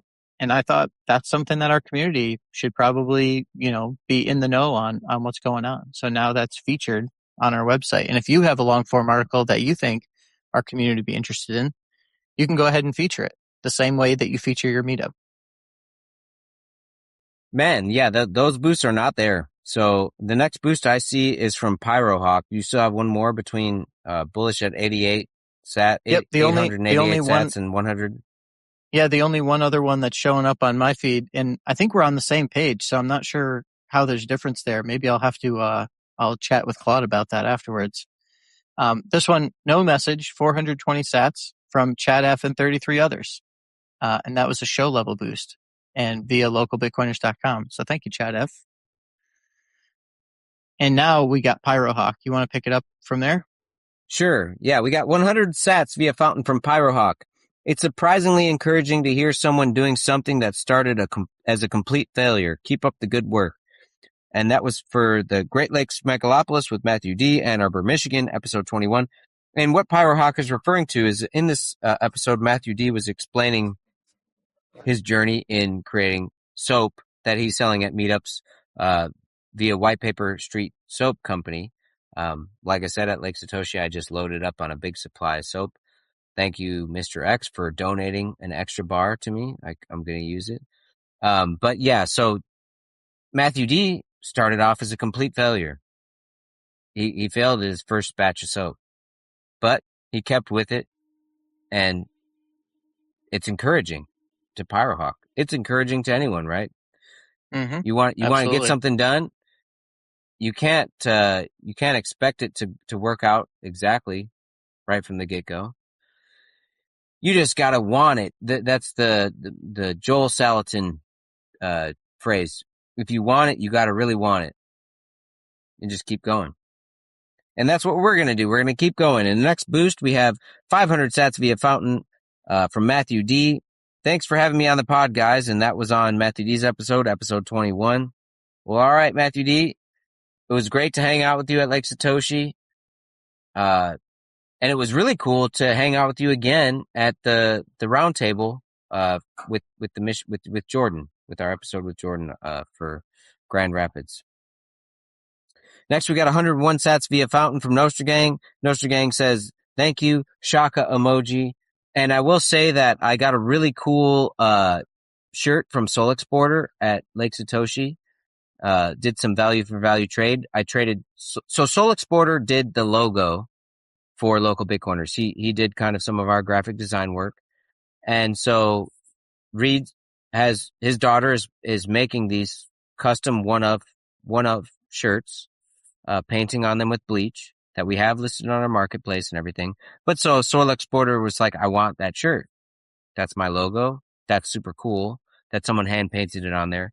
And so I traded him one of our shirts. Well, I gave him the shirt, but then he gave me a shirt, value back, with this symbol on it, with the hand symbol on it. And the hand symbol is if you hold your middle finger out and then you put the shaka out at the same time. So it's your thumb, your middle finger, and your pinky out. The shaka plus the middle finger, the hang loose plus the middle finger, that makes 21 in binary. And that is the most badass thing. And that's like the fucking coolest hand symbol you could think of, is like the shaka plus the middle finger. That's awesome. I did not know that. And that also means 21 in binary. Super cool. So anyways, thank you, Nostr Gang, for letting me tell that story about Soul Exporter and his cool new hand symbol, which means 21. Next, we got 500 sats via fountain from William the French. Awesome. As always, I need a primer on running a node. Can you suggest something? And that was getting lucky with Bitcoin meetups, or getting lucky with meetups. Jacob, Indianapolis, episode 22. Do you have any recommendations?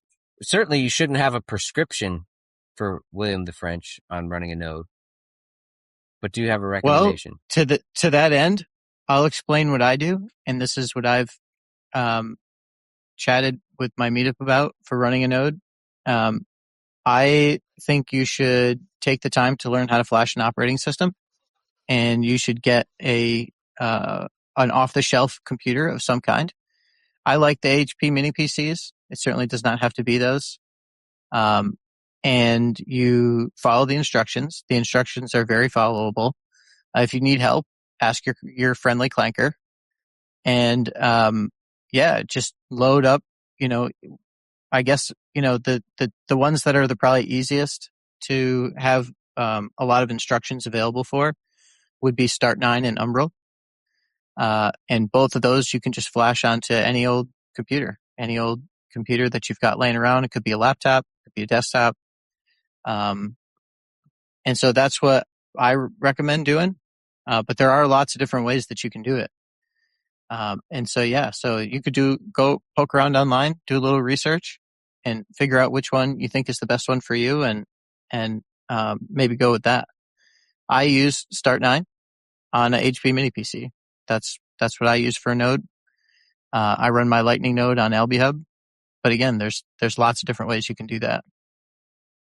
And also, William the French, like, you're asking for a primer on running a node. Okay, so you have to understand. There's reasons to run a node in the first place.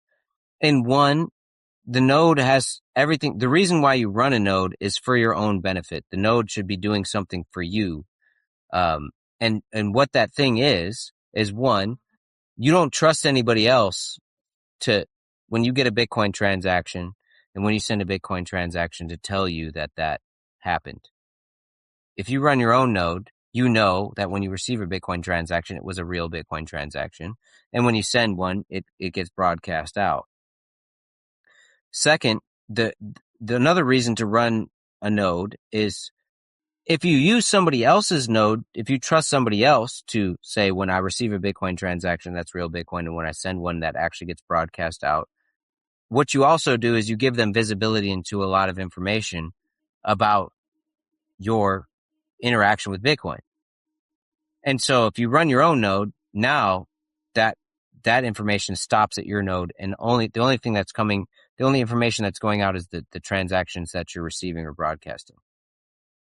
And so the node is one important to verify that you are actually using Bitcoin on the Bitcoin chain. Like, for example, if this BIP110 soft fork was closer, split down the middle, if it was more like 55-45, and you connect to a BIP110 node unknowingly, you don't want to, you're transacting on the chain that you don't want to be transacting on, or vice versa. If you believe in BIP110, but you don't have your own node, and you just connect to the random node that your wallet's doing, you're trusting that wallet to connect to the correct Bitcoin blockchain that you want. You run your own node, so that way you are connecting to the instance of Bitcoin that you want to participate in. And so that's why running a node is important. It's if you run a node and you're not moving any transactions through it, it's almost like actually a detriment to the network. Beyond just like having literally like an archive of the history, sure, that's fine. But you're just another peer that's not actually doing anything. You're just relaying stuff. Yeah, when you run, you should be thinking about your node. And I really like the way, actually, this is the way Spencer characterizes it. And he is a very big advocate of running a node. But it's important to understand why. Why are you running this node? And as he describes it, you are running your own personal bank and payment processor. And so, that's the function that it's fulfilling. So if you're not using your bank and payment processor, running a node is it's some work. And if you're not benefiting from that in any way, then I'm not sure what the point is, but that's really what you're doing. When you decide you want to run a node, you're running your own local infrastructure. So you don't have to trust anybody else. And I'll just say, so, I guess, Rev, the page you're looking at continues to miss a whole bunch. So I've got a whole list queued up here. Yeah, fill me in. So let's go. So the first one is 1100 sats from SatsPit. And SatsPit says, "Hi guys, SatsPit is finally up on localbitcoiners.com/feeds #market. So that would be on our community feed for our NIP99 marketplace. So we talked about that, and this was a boost to the Great Lakes Megalopolis with Matthew D, episode 21. And we talked about that a little bit. I don't remember if it was that episode specifically, but I'm really glad that you got that figured out, and we're happy to have you. Another one here was 500 sats from Sly Walker. No comment with boost. This was getting lucky with meetups with Jacob from Indianapolis. Thank you, Sly Walker. Another one from Pyrohawk. So we had one from Pyrohawk. We got another one. This is 100 sats via Fountain. Getting lucky with meetups with Jacob from Indianapolis. The message is, I think I'd have to say listening to this podcast was my first Bitcoin meetup experience. Thank you for the community and ideas that you're all sharing. Well, that's great to hear, Pyrohawk. and we're glad that you're receiving the messages, and hopefully, yeah, you go out and find your local meetup. And if you don't have one near you, start one. Maybe go find a meetup that's maybe a little bit outside of your what you would like to do for a normal meetup driving distance. Maybe you got to drive a couple hours to find one, but go hang out, introduce yourself, find out if there are other people maybe in your area that want to get together and start a meetup. But yeah, it's great to hear that you like to hear what we have to say. And then another one was 1,000 sats via localbitcoiners.com from admin Pacman. And so now we're starting to hear we got all those boosts in a row from admin Pacman with no message. Then we got the mega boost. And so now we've got 1,000 sats with a message. And this was on Getting Lucky with Meetups with Jacob from Indianapolis. And admin Pacman says, great show. Love hearing about the website features. Would love to talk more about the branding in a box. So yeah, we can talk more about that. Let's see. So I think it's possibly a little bit of a longer discussion. I'd love to talk about a new website that I started to put together called onlyboost.social. And that was really the meetup. And it's not necessarily a meetup in a box. It's more like a podcast in a box. Because every podcast that has at least one boost on Nostr gets their own page. And it lists all their supporters, and it lists all their boosts and all their episodes. It takes a lot of the features that we have on localbitcoiners.com and makes it applicable to everybody without anyone having to run any of the infrastructure here. The trade-off is that it's only Nostr stuff. So, if somebody's sending your show key send boosts, those don't show up. But still, you get to know your Nostr community. And so I think that maybe is what you're talking about.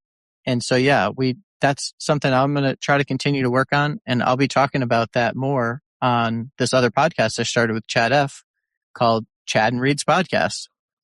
And so onlyboost.social, localbitcoiners.com, Boost Me Bitch. Those are all different podcasting 2.0 friendly website solutions that have interoperability with Nostr in a way that we think makes the most sense. So we'll be continuing to talk about that here, and we'll be continuing to talk about that on this new podcast, Chad and Reed's Podcast. So you can check that out too. And I think just keep in mind, integrate rather than segregate. That's absolutely the branding in a box or whatever. That if the box is if the box is a Lego piece that plugs into everything else, that is the magic, I think. And I got 3 more here, Rev, until we catch up to your list. Really? Yeah. Wow. So we've got 500 sats from Battery C Bitcoiners. Great episode as always. What wallet do you guys recommend to make the NWC connection easier? I have to remake mine every time from Primal. I'm wondering if I'm doing it inefficiently. Is there a better app? And that's on Getting Lucky with Meetups with Jacob from Indianapolis. I've noticed also I've had trouble with the NWC connection from Primal. I haven't done any kind of a deep dive to find out if that's an issue with the Primal wallet or not. All of my NWC connections are back to my Albi Hub on my node. And Rev, you do most of yours, I think, through Minibits, right? Well, yeah. So these are the wallets that I have used to varying levels of success with NWC, and that's Minibits, Primal, and Zeus. There we go. Those 3 wallets are ones that I use. And sometimes any one of them doesn't work for whatever reason. The Revolution will have bad UX. I don't know what to say. But you just need a bunch of different choices to connect it. If you want it, you gotta really want it, right? If you want to participate in this culture, there is some friction there, and but hopefully the value is worth it all around.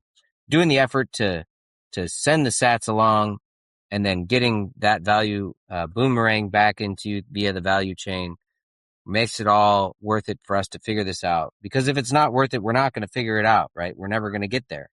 We have to get there. So we got to use the shit. We got to make it happen. the next one on the list here is 5,000 sats via fountain from Wid Sixer. And it says, "Hey, Indy, the beefsteak meetup sounds like a good time. Great idea for a way to get Bitcoiners together. Rev and Reed, you guys are building something special, and I'm glad I can watch it grow.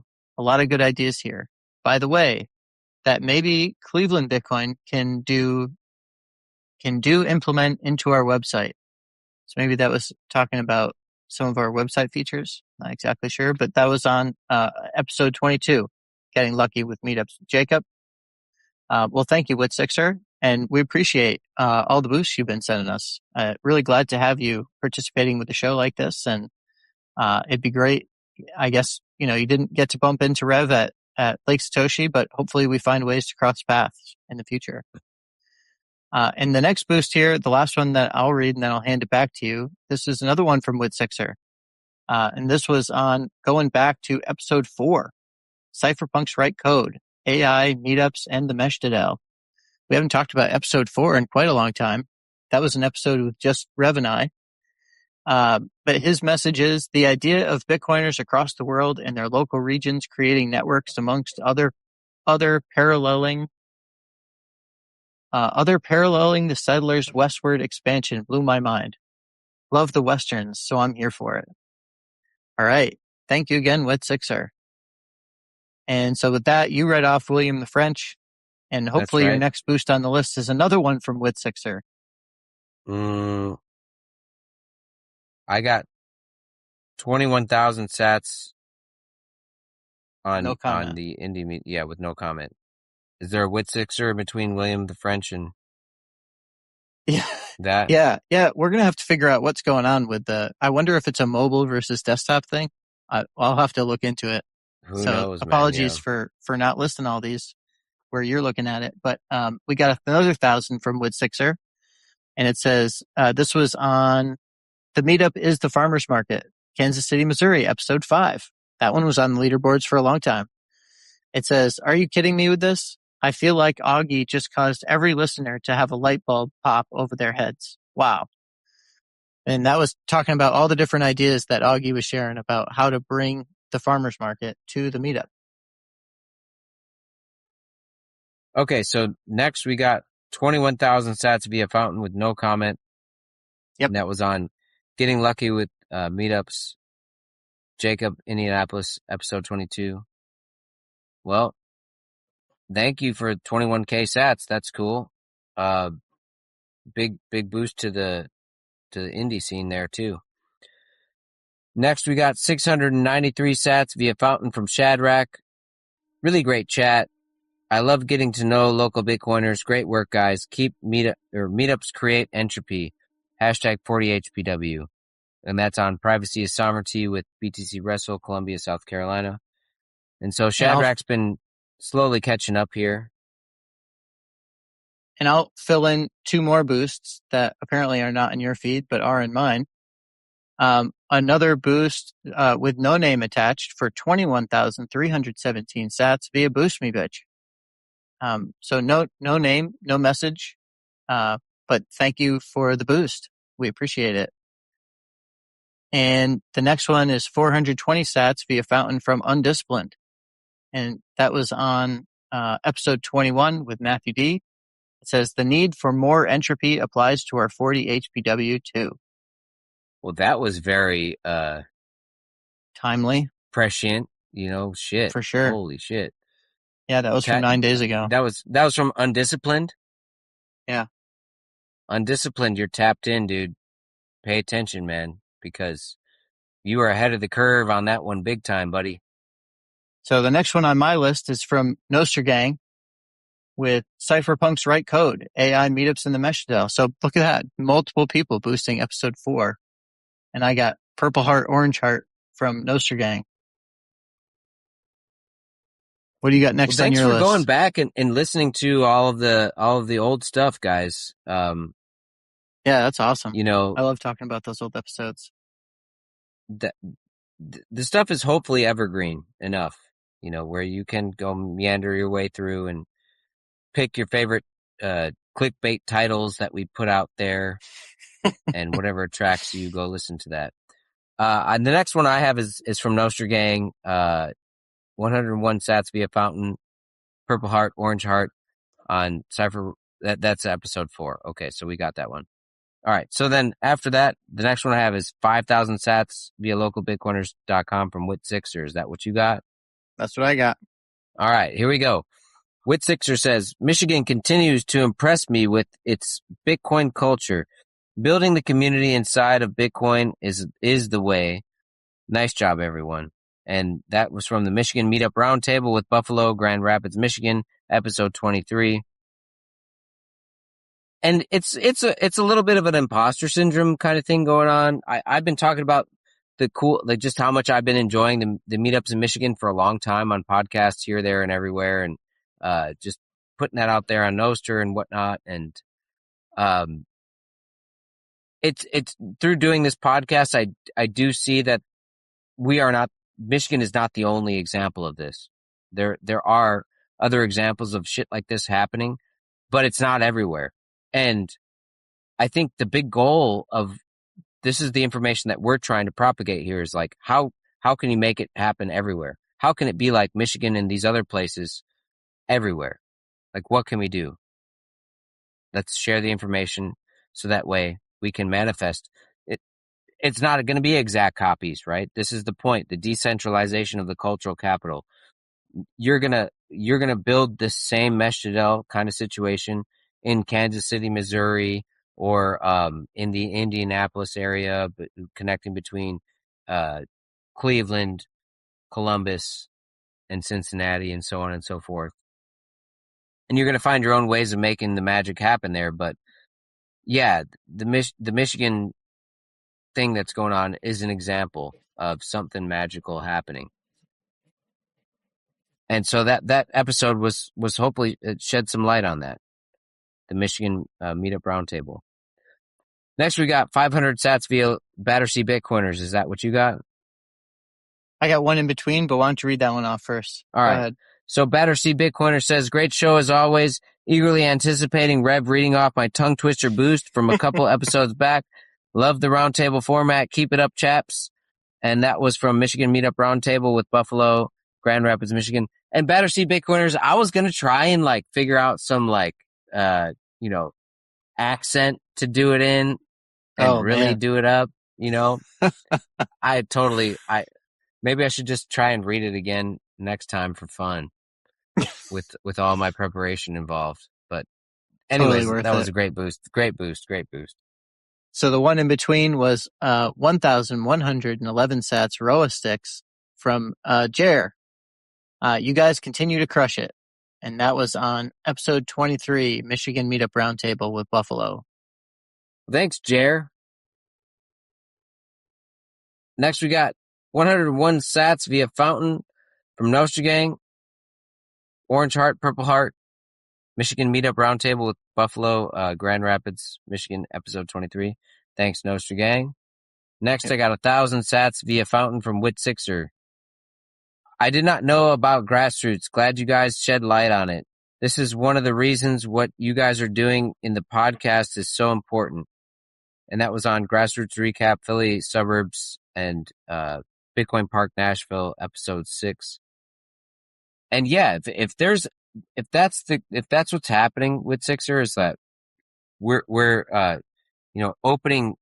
spreading a veil to some new information.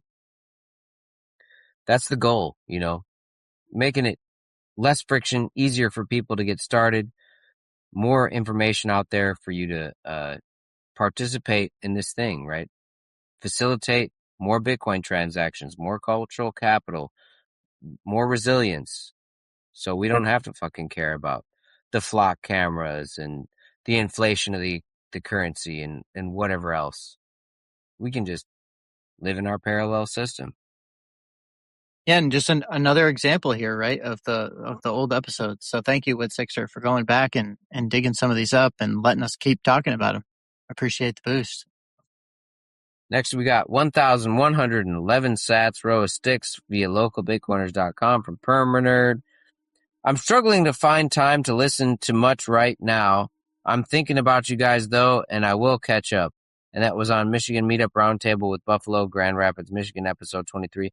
Well, Permanerd, if you didn't listen to that episode and you were just boosting to maintain your streak, you should, if you do find time, that is where you will hear the magic that the Michigan scene brings to Bitcoin meetup culture. Check it out. And I got two boosts that apparently got skipped in your feed. The first one is 1,237 sats via Fountain from God's Death. It says, thank you, gentlemen. That was on episode 23, Michigan Meetup Roundtable with Buffalo, Grand Rapids. Thank you, God's Death. And 100 sats via Fountain from Pyrohawk. It says, did notice a difference in audio quality, but nothing terrible. Certainly still listenable. Definitely interested in hearing some different perspectives with multiple inputs. I wouldn't mind an episode like this every month or two.